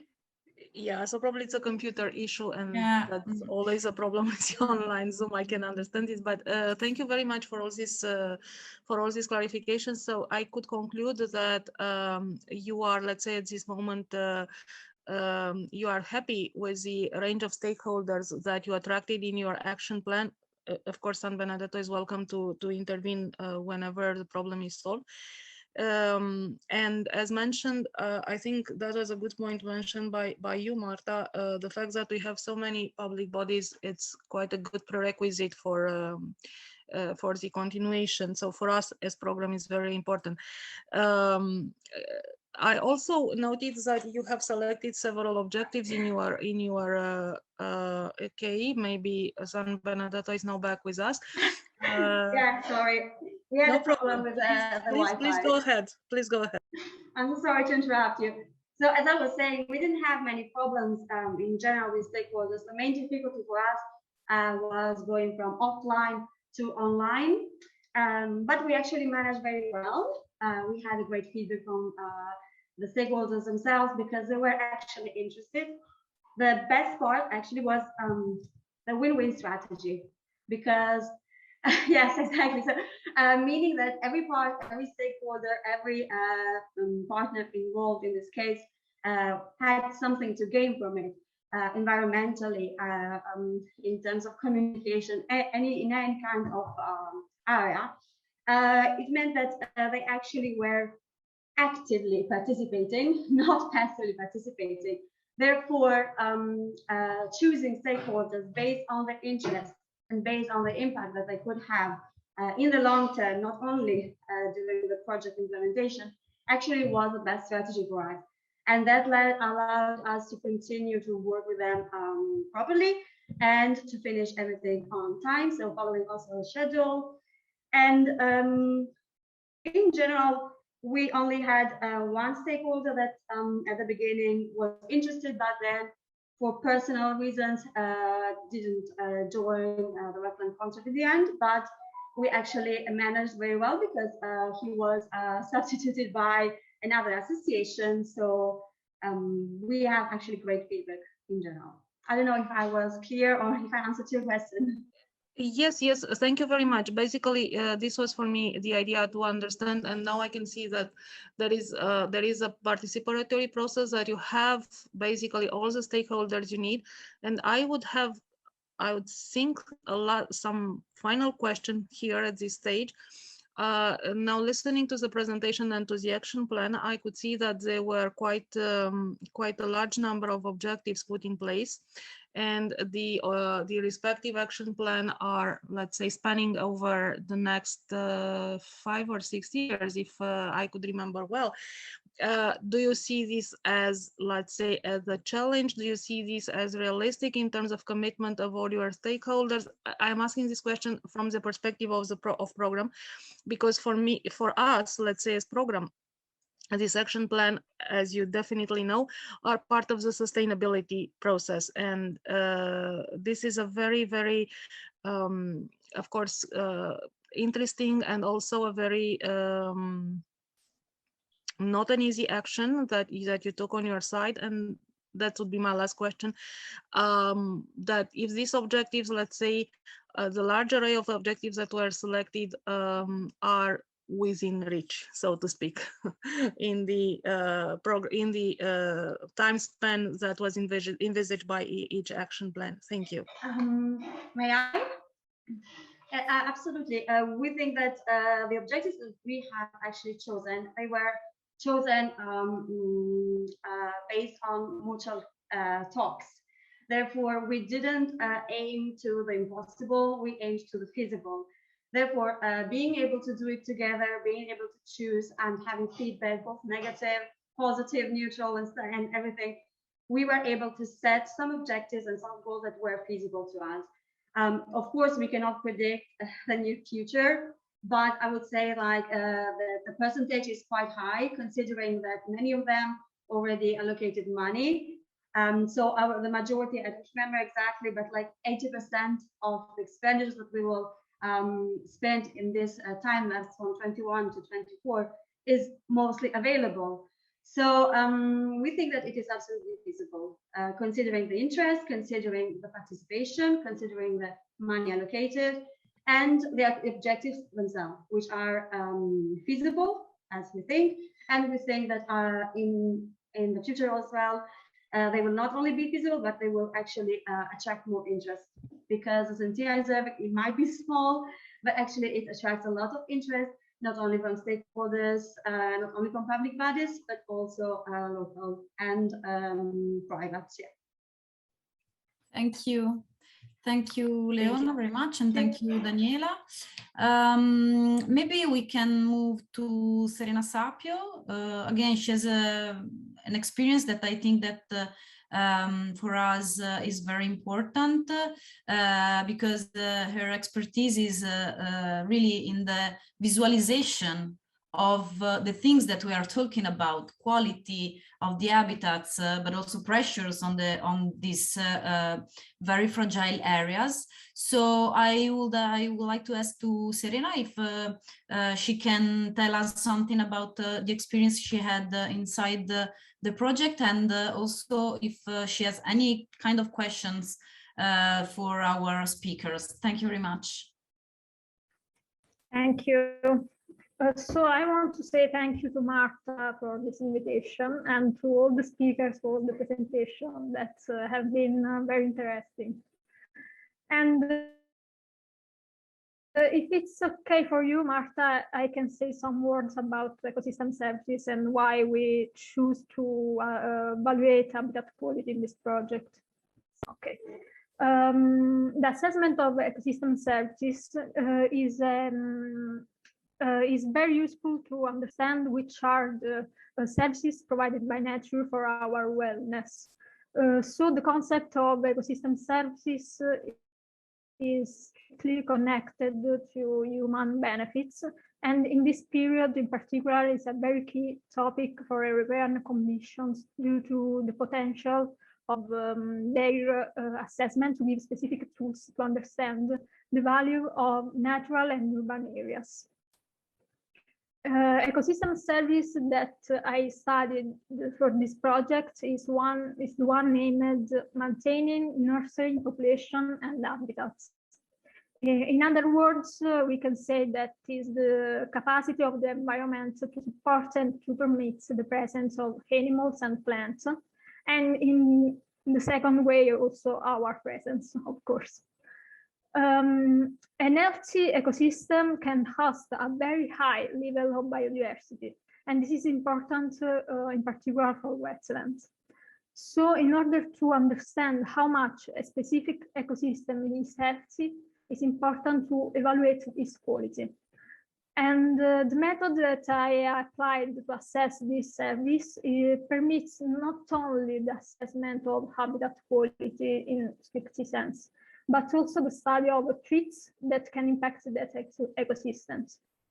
The first step is to identify, in fact, the threats, and that in our case was erosion, tourist and industrial activities.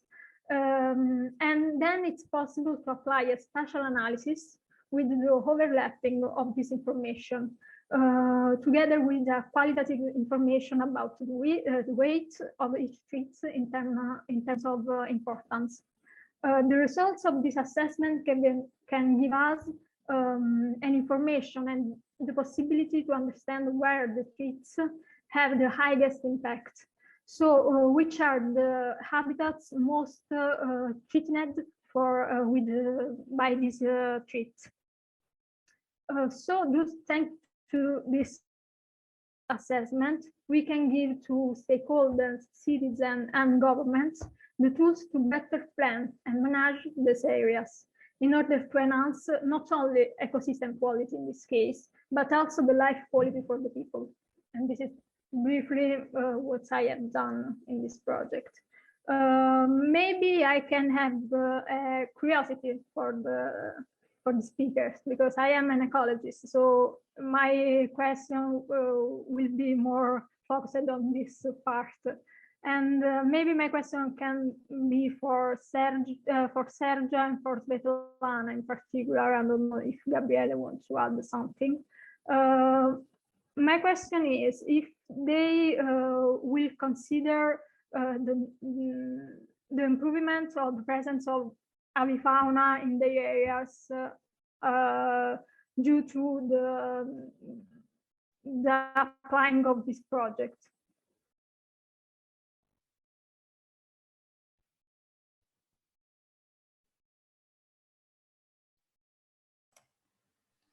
Excuse me.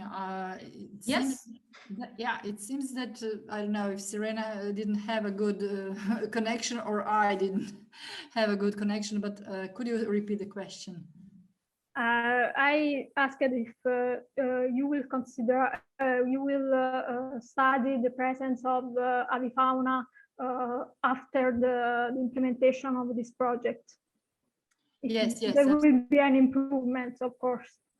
Yes, actually, yes, absolutely. We are going to monitor the presence of avifauna, and we will try to connect the data collected within the CREW project with some other projects that already existed before, and probably they are going to be put in place during the implementation of wetland contract and the management plan. And there were some plans for improving habitat quality for some bird species by putting some infrastructure, some maybe artificial nests for terns and so on.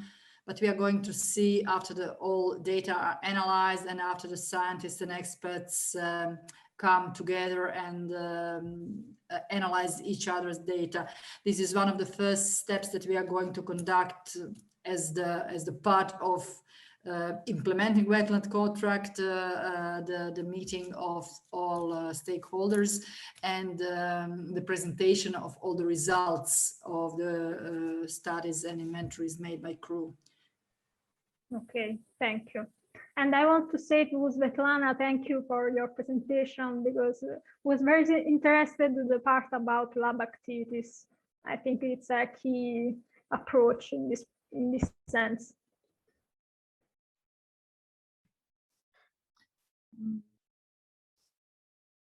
I don't know if maybe I've lost if the question was just for Svetlana or.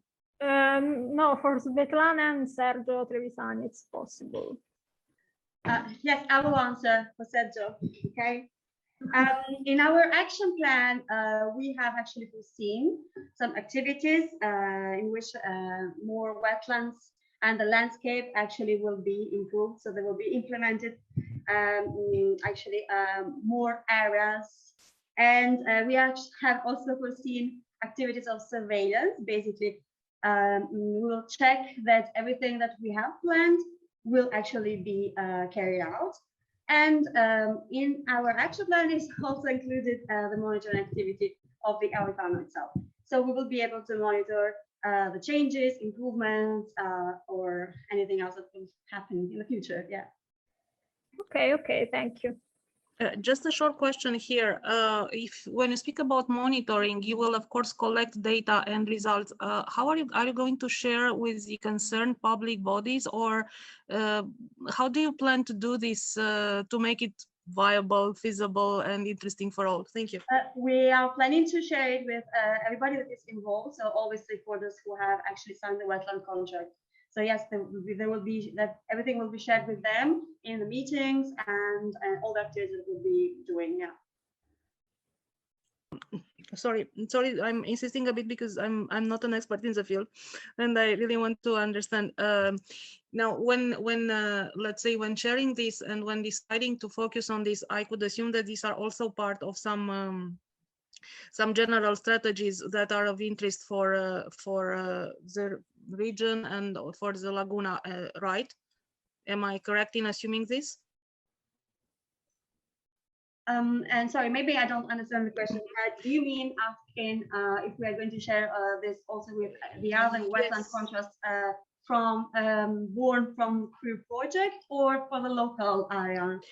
Yes, what I'm trying to understand is, of course, you are now focusing on some direction of action that resulted from the action plan. Now, given the fact that public bodies were already involved in this procedure, I could assume that what you are going to monitor and what you are going to share all along this process is something of interest also for the local strategies. So basically, it is about, let's say, enhancing this potential of local strategies, right? Yes, I can confirm that. Yeah. Okay, thank you. My pleasure. Thank you very much. I would like to ask very small questions to Gabriele Pitacco, but in the frame of the habitat quality maps. As Gabriele and Serena work together on the production of this map, I would like to ask to Gabriele if there is some aspects that the very production of these maps highlighted that you didn't see before in a way. I mean, if what the work on these kind of maps made emerge more than all the construction of the knowledge framework, let's say.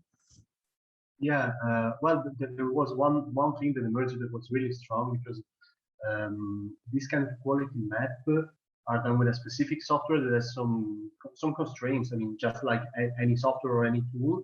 What emerged that really struck me is the difference of the scale of the impact on the water compared to the difference of the scale of the impact on the land. I mean, the same kind of issue can have a really different effect on the water compared to the land. And this is something that the software was not really able to really show, I mean, to give back in a precise way. So that's where we really spend some time, because the same kind of action can be really challenging on the water, but can be, I mean, less impacting on the land. I mean, it's the different medium changes a lot on the effect. But I wanted to come back to Daniela's question, because I think I didn't reply to that.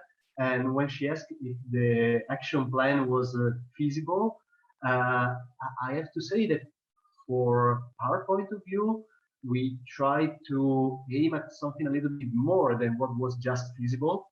I mean, for the feasible things, we have the ordinary tools.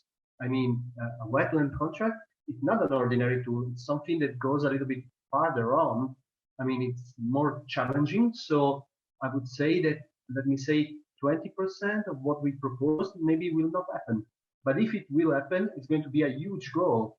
I mean, we have some issues that are on the Marano Lagoon since I was a child. I mean, I come from that area, so I know this area since 40 years already. And so some challenges are there since decades, and we try to at least face them. So are we going to make everything? Are we going to conclude everything saying, yeah, we did it all? Probably not. If it happens, then it's a huge thing. I mean, it's a huge goal. And coming back to the quality map assessment, the other thing that struck me a lot is the strong impact that talking with the people that are using the lagoon can have. I mean, one of the biggest challenges that I didn't realize till I saw it on the map is the effect of sailing or going with boat in the lagoon. I'm not talking about, you know, these big cargo ships that are crossing the canal, because we already knew them, but also the small ones, like, you know, the family that goes on Sunday on the islands. That's really challenging. I mean, and you don't see the effects till you see them on the map. I mean, the red area is quite big. And I would like to thank Serena, because that basically something that we discovered because of her. So really thank you, Gabriele. Thank you very much. I would like to give the words to Giulia Cantaluppi, because she can give us another point of view, and I'm pretty sure that she also has questions for our guests. Thank you, Giulia. Yeah, thank you, Marta. Thank you, everybody. Yeah, I will speak as my perspective is somebody that took part in the Venice process. So I feel a bit inside and a bit outside. And I will propose 3 reflections that are also questions for you. So from your presentation and the discussion, I was thinking, yeah, as Gabriele just said and Marta in the beginning of the presentation, the wetland contract is a tool, is a governance tool. And I was so much surprised how much this tool was in a way needed in Venice, because it was really an opportunity to bring together people that live in the same environmental, but maybe, yeah, go to them with a European perspective, but very local, gave the feeling to everybody that was something important and that they all share a common goods, that is the lagoon in this case. And so was really powerful, this feeling of being in a place, but with that was recognized from very far away and very high level. But on the other side, also the contract is a voluntary tool. This is what it means, that if you have political problems, for example, that some very important stakeholders don't recognize this tool as something important that they have to sign, this make all the process very fake, or not fake, but not stable. And this was a bit our case in Venice. So my reflection is, because also other partners said that they had very strategic stakeholders that were not part of the process, and this make a problem, make a gap.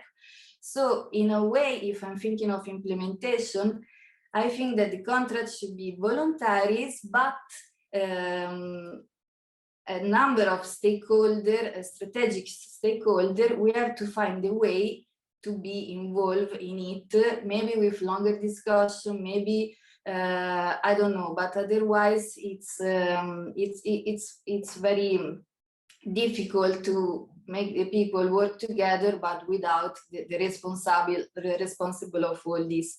So one question is, did you have problems like this? And on the other side, for example, in Milan, where I live, in the commune, there are these patti di collaborazione, pact of collaboration, that in a way are very similar to the wetnet contract, no?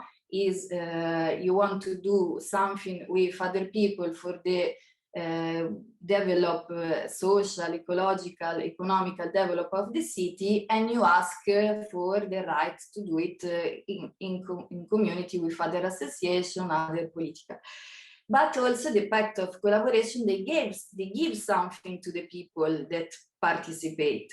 They give the possibility to use public street for free, the possibility to have more, they clean more the area where they do this pact of collaboration. So in a way, I think also the contract as a tools should give maybe something more, maybe not money, not specific, but maybe, I don't know, share more, give something back to the people in a more direct way. This was the first reflection. The second was the continuity and the monitoring. So it was Simona presented and discussion. And also in this case, I think in Venice, and I think everybody was really clear to don't promise to people nothing. So all the action that have to be in the action plan have to be all action that we already planned and we put in the framework of the contract, or it's action that everybody is able to do, but the fact that they are in the contract made people stronger and collaborate with them.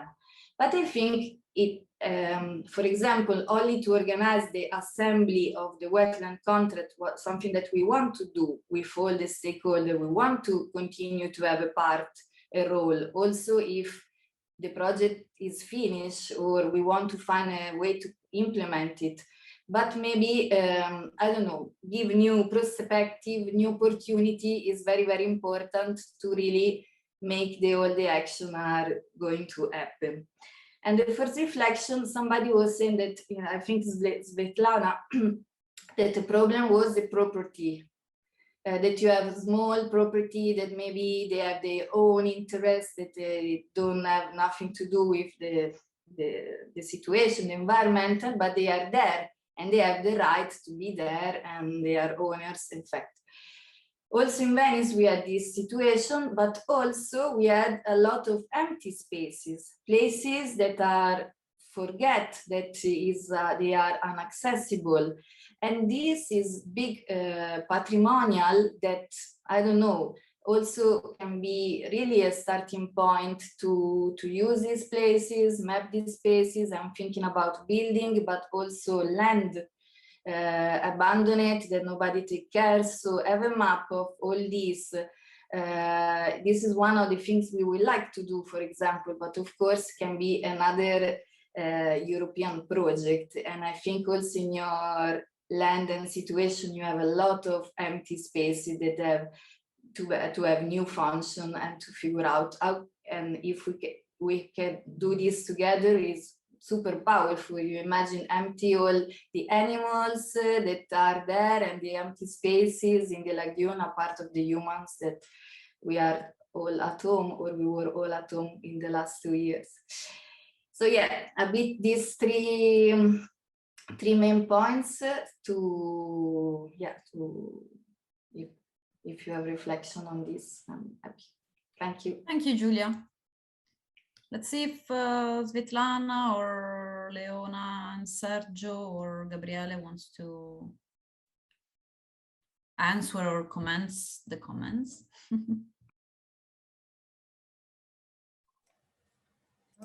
Okay, can I, sorry? Well, about these property issues in the area, the area of the reserve is very small, but we also obviously have the area and the property problems in practically every protected area in Croatia. Also, that you mentioned the empty areas. Yes, we have a lot of empty areas or areas which are basically under the jurisdiction of the state.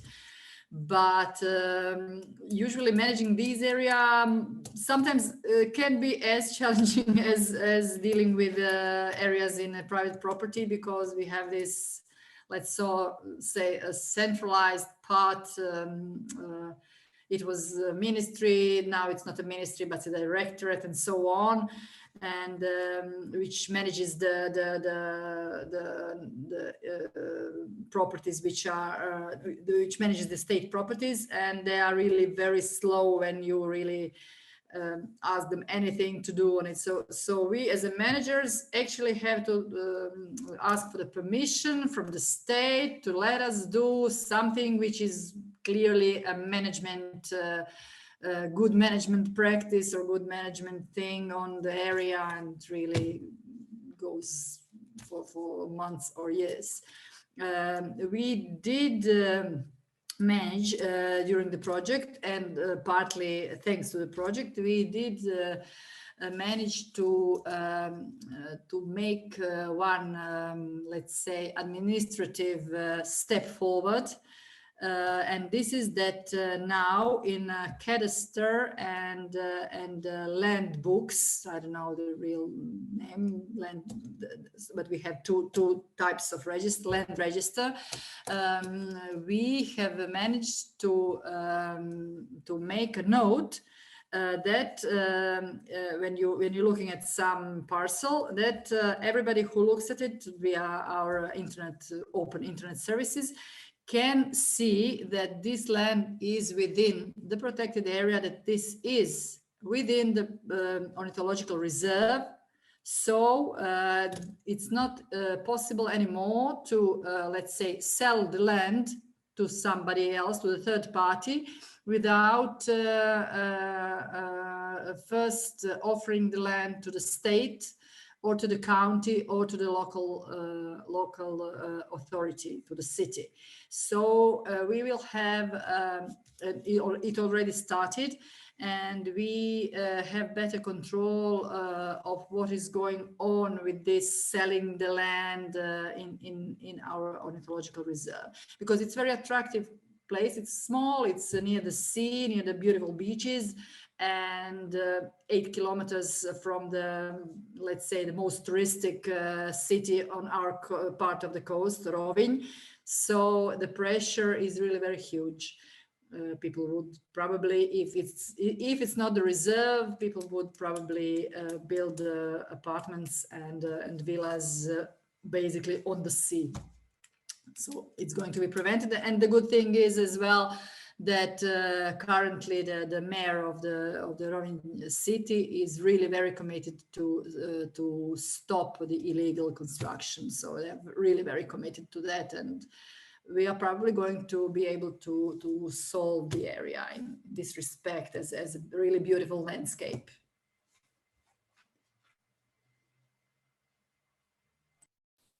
Thank you. I see that maybe Leona wants to add something. I'll join Svetlana on the last point that she actually made. The first thing that it seemed like it is like implied, but it's not, is that San Benedetto has like more than 50,000 citizens in inhabitants living all year here.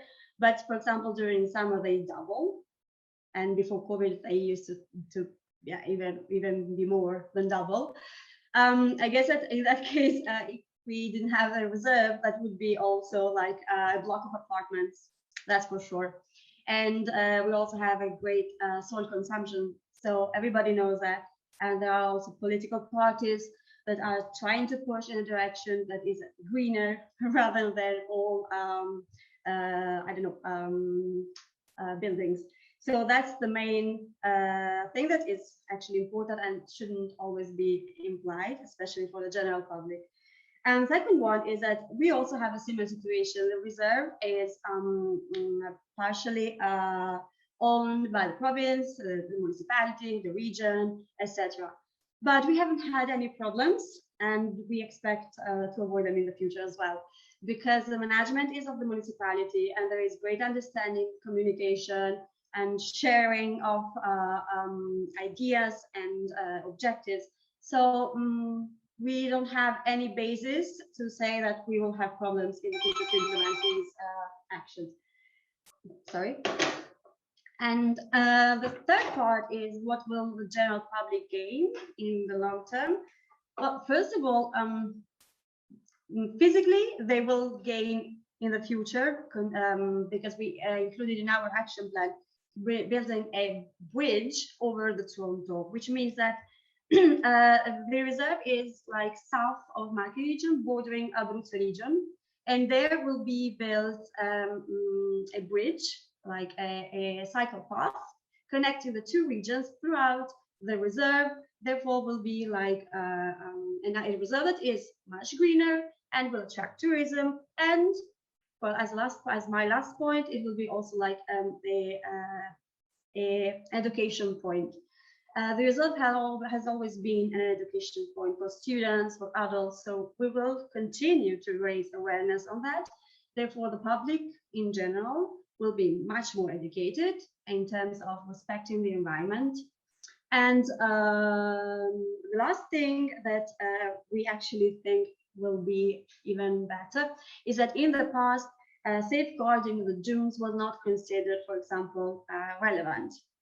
Okay, so I think that it was being that not considered relevant, and the awareness raising campaigns that we have been doing so far and that we will keep doing has actually changed it right now. So seeing the results that are happening right now, we're safe to assume that it will continue also in the future.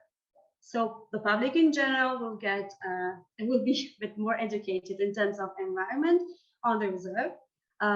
So they will also have a green path, which was already planned by the municipality, but it was included in this action plan because it made sense, of course.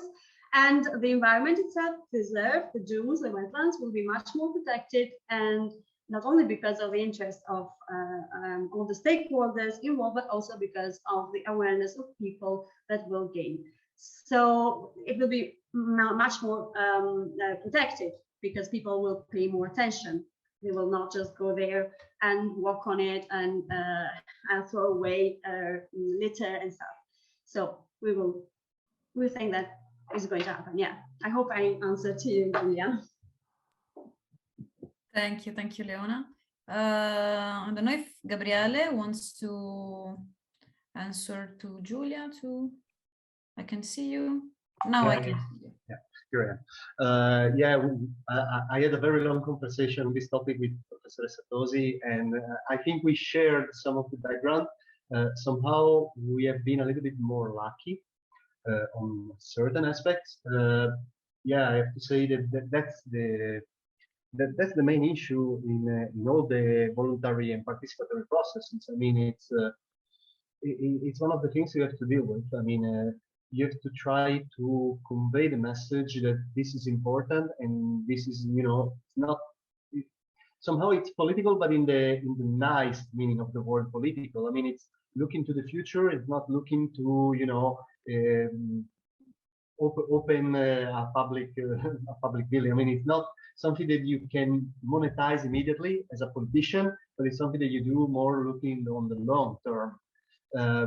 Sometimes you have, you have this kind of relationship with the political bodies. Sometimes it's harder to get, but I have to say that, we struggled. Of course, we struggled. We had some issues, and we figured them out till the very last day. So it's something that is quite crucial in general. There is one thing that I forgot to say earlier on. When we were talking about the management on the long term, I think it's some of the questions that Daniela asked. We didn't put any action of monitoring to the birds or to the biodiversity for a simple reason, because we have a lagoon management plan that is in charge of doing it. And so we didn't want to double things that were already there.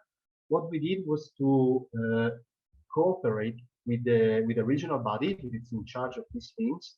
So we have some actions that are done together in order to adapt the management plan to the changing condition. I mean, the lagoon is an ever-changing environment. I mean, we have the pictures of the same area in 2 years, and it's completely different. I mean, the aerial view. So what we did was to give them tools to adapt the plan.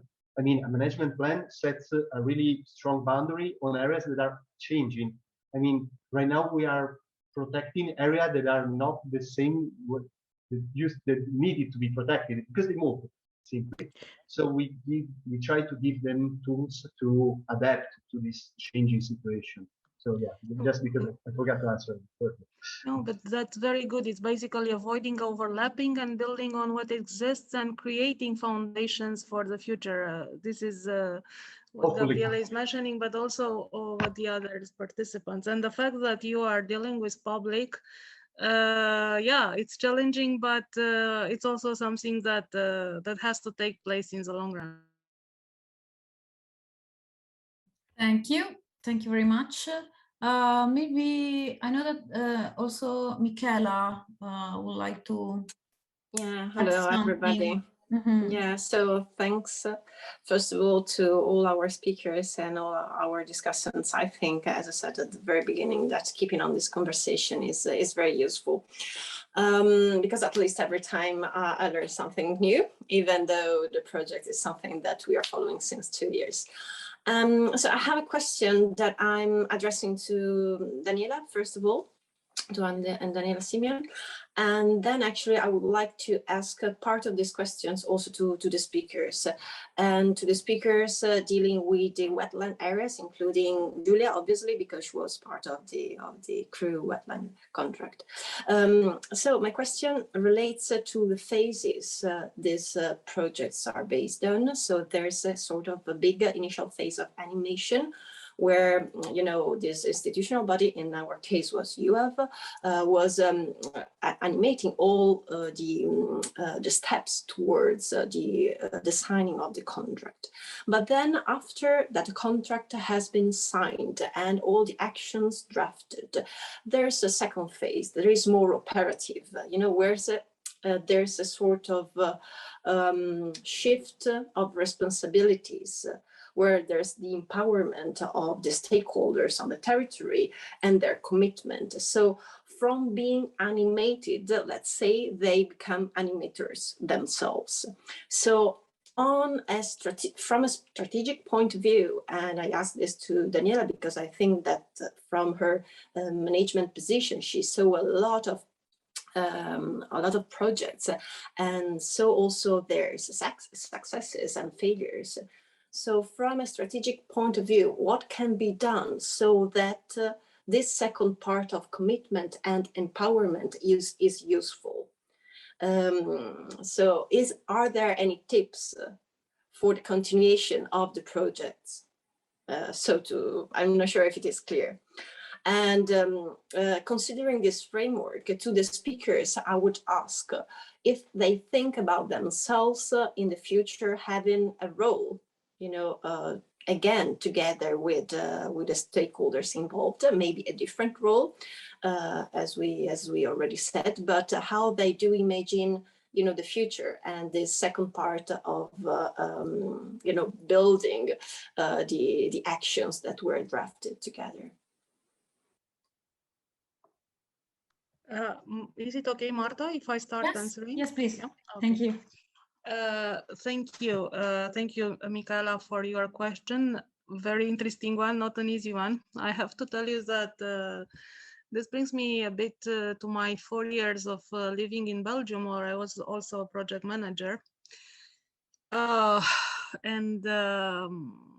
While it may seem that Belgium, Netherlands, and Germany are quite advanced, I have to admit that empowerment is also not an easy issue there, because, for instance, they were planning to, let's say, put in place some work on some parks in the border areas of the 3 countries, where which they wanted to see them as, let's say, flagship, as I can call them like this, at the end of the day, in the sense that the respective inhabitants of the border region, I was living in Liège, basically, this is very fresh memory, and the parks, it's in order to make them very attractive, they were, the inhabitants were asked, let's say, at certain intervals they were convened, more to say, together. And their opinion, the view was asked whether, okay, do you think that, I don't know, we have these benches, we have some walls there, or these are some initiatives that we can do to make it more attractive. That's, as I said, that's not easy. They also had, like here was mentioned, they also had a lot of derelict areas, so abandoned areas, which we're trying to let's say make them feasible, and where they had the same issues of long-term use, and they are still working on it.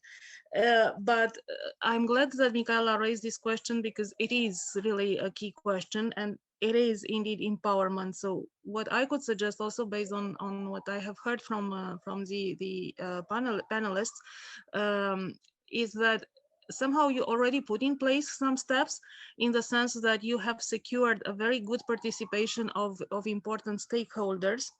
Maybe, in my opinion, it is important that you keep them on board for the whole duration. It was mentioned here, I think Julia mentioned that, okay, we all know we live in real world, and politics is politics, and of course changes in the political environment influence our life. So in my opinion, it is very important that that you always have, let's say, it handy, if I may call it like this, a short list of your objectives, which are really very important. And this is a short list of objectives that are to be presented in each of or for each of the political stakeholders at the end of the day, telling them, okay, so these are the stakeholders that have been these are the objectives that have been reached through mutual consultations. We have started to put in place, and they will benefit local community, and they will benefit also the region at long run. So I would see as a permanent communication with your stakeholders whenever you have an important step achieved, to discuss with them. I would also see permanent communication campaigns with the citizens, who are the end users of the products. Maybe you can, I don't know if this is possible, you can put in place some campaigns, or some as they were doing in Liège or in Verviers, in that area. Not that is a best practice, I'm just suggesting, and then of course you choose, and you pick and choose. They were convening all the stakeholders, like, okay, this is something that we plan to do for you. What do you think? Is this okay for you? Does this meet your expectations or not? Maybe it is also very important, but maybe you have already done this, to put in place a series of monitoring indicators. I could even call them key performance indicators, because at the end of the day, they are important for the political stakeholders. By key performance indicators, I could mention, like, for instance, for the soft tourists that was mentioned here, we have a number of users that are now, I think Gabriele was mentioning this boat rides on Sundays. Okay, it's a bit of a monitoring key performance indicator. Yeah, this is due to us, that we have facilitated more this Sunday boat riding, so to speak. You also mentioned that at this point schools were not, and it's normal that schools were not a focal point, because now you are in the creation phase, but slowly, gradually, you should also get a bit closer to schools and organize some half a day with pupils, where they are taken to before the project idea with pictures, and after the project ideas, and so they also get the spirit alive and keep it alive. So again, as I said, to me it is very important, again, to summarize, to have always a list of your objective at handy, to always put in place these key performance indicators, which refer to the participation and interest of users, of end users. As much as possible, keep it alive via broadcasts, whatever means you fit or you think are most suitable. Indeed, financial aspect is an important part, and let's say make sure that all the financial commitments and all the actions that are put in place are, let's say, organized around the central point. I'm not sure, Michaela, if I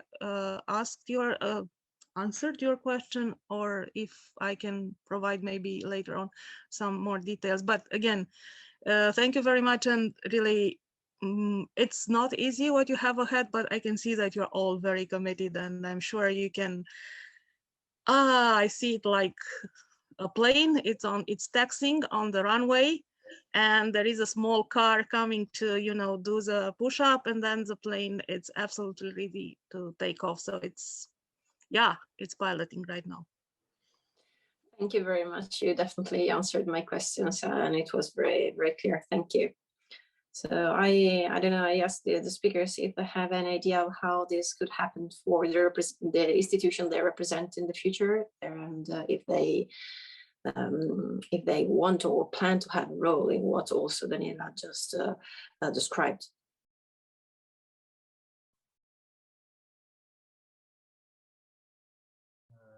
To answer to Michela's question, well, I don't know. I hope that the Comunità will continue with the wetland contract. Currently, I'm not part of the Comunità Riviera Friulana, so I really hope that, you know, what we have done so far is enough to keep the process going with the resources that the public body has right now. I mean, hopefully we set up a strategy, and it's written in the action plan. I mean, we prepare some specific things how to manage the contract after the end of the wetland contract. So we did whatever we could to, you know, to give them all the tools to continue with this project. I'm positive. I mean, we have to stay positive, and they have the sensibility. I mean, they know what's at stake.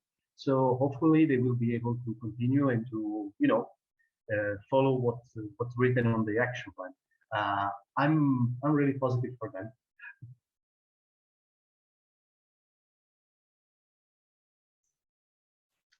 If I may, Michela, you were asking about the responsibilities of stakeholders involved during the CREW project and after the signature of the wetland contract. Am I correct? Yeah, I was mainly asking about after the signing, what's happened, you know, to your responsibilities.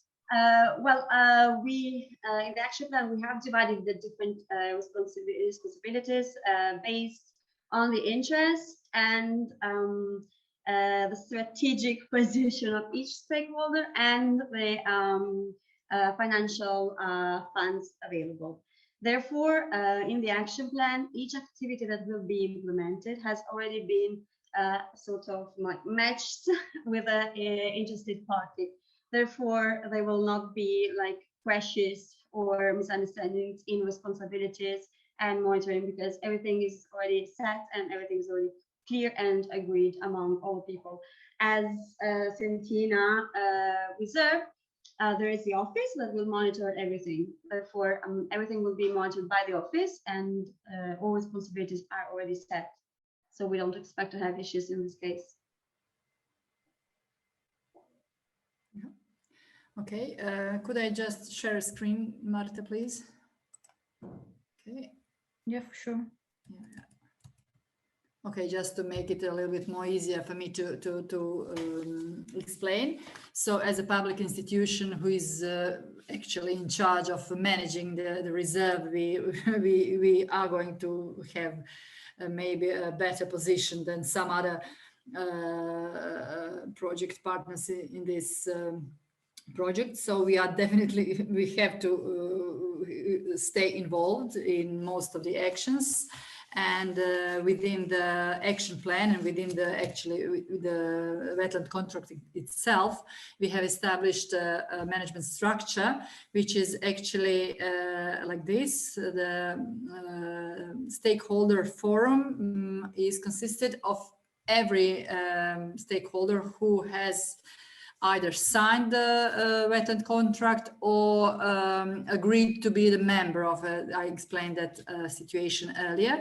And we also already established the dynamics that we have to follow to meet. So the stakeholder forum has to meet at least 3 times a year, and if needed, more often.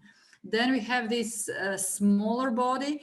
Each group of similar stakeholder is going to choose their own representative into, let's say, managing board here, and we will meet. It doesn't really have to be a big meeting each time, but we realized that it is important to keep the process alive. So we, for ourselves, all decided to meet each 2 months, if needed, more often. And this technical, let's say technical secretariat, this is actually going to be us, the public institution, and several people within the institution are going to work besides their usual jobs that they have. They are going to be in charge of preparing all the data for the management board and the stakeholder forum and so on. So we are going to, let's say, control the process, and within the action plan itself, we are actually indicated as with that role. So I think it's going to depend on us and our, let's say, commitment to that process, how it's going to be. Now, the end of the year is coming, and with the wetland contract, we have a good tool and a good thing to ask for the money and say, okay, for instance, to the county, to Istria County, we can say, yes, now you sign the contract, we sign the contract, everybody else signed the contract, and please give us the certain amount of money for the actions, I don't know, 5, 7, 8, and 18 to conduct the contract that as planned. So basically, we try to commit ourselves also through in the document that that we are going to we try to commit ourselves to really do and conduct all the actions planned. Besides, I mentioned also that we are practically at the beginning of the process of the management plan. So we think that we are going to manage, going to succeed, to start all the actions, and then we expect that the things are going to be a lot easier. And once that people really see that we are implementing the actions that are envisaged, that maybe there will be more people who will be willing to join the contract, because some of them openly said, okay, we are going to see how it's going to work and then we are going to join. So we hope that will happen, but it will depend pretty much on us. And also, since we are also, as I already said, we are obliged, we have the obligation to present all our annual plans to the state level, to the State Agency for Nature Protection, and they have to give us the green light, because without that we cannot do things. And so we are going to put these actions into our annual plans. So when we get the green light, also the finance come more easily from the local level. Thank you very much. I just want to make a very short addition based on Svetlana words, and maybe a bit to complement my answer to Michaela. I think it is very important that now you have this action plan. to draft a very short list of immediate actions and immediate steps and immediate financial things that you can put in place, gather all the important stakeholders around the table and get their commitment. This is maybe a bit of creating this again, or recreating, reconfirming the ownership, and having them on board for the immediate steps. So this I could see, if possible. Yeah, I have to admit that because CREW project is over, well, this will not be unfortunately eligible spending inside the project. That's clear. But indeed, you have done your work, because your work was to create this action plan. But I would see again these small steps as like being beneficial for the long-term empowerment. Yeah. Thank you. Maybe I can say something for Vanis. Like you all, we also plan in our action plan to continue the coordination a bit of all the action that we planned. So we want to have this Assemblea di Laguna, like the wetland assembly, once a year or maybe more if it's needed. And as Svetlana, as part of the lead partner of the project, I feel, as I said before, a bit the need of give more opportunities to maybe implement some action, because others, I'm sure they're gonna go with their feet and very far, and others, they will need help and our coordination, and I would like to make this possible.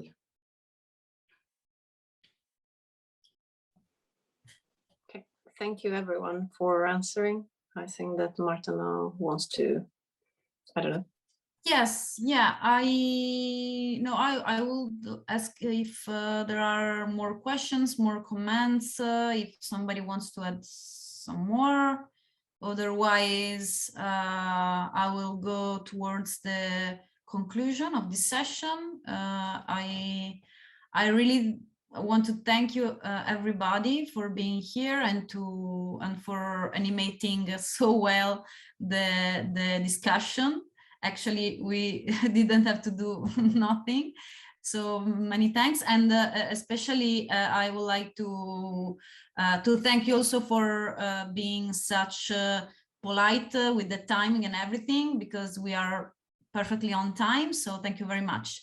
What I can say is that in the afternoon we will have to also, report in very few minutes the contents of the session in the closure plenary session of the conference, and it will be quite difficult because we discussed so many points and so many interesting aspects of this kind of project.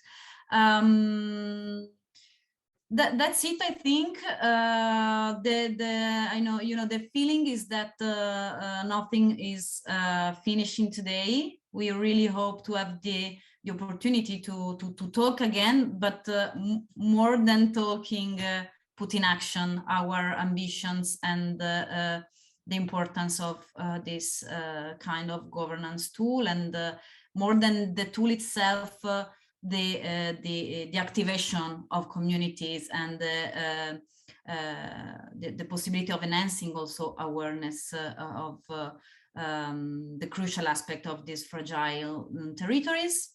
So I think that's it. Again, thank you all. Have a nice day, and thank you for contributions and the very nice discussion and chat. Thank you all, and see you soon in presence, we hope. Thank you, Serena. I see Serena. Please say hello to Sergio too. And sorry, he's at a meeting, so we'll pass in his ride. So. Professor Tosi also wants to thank you, and she's sorry, but she couldn't make it. Okay, thank you very much. Thank you, everybody. Have a good afternoon. Thank you. Goodbye. Bye. Bye.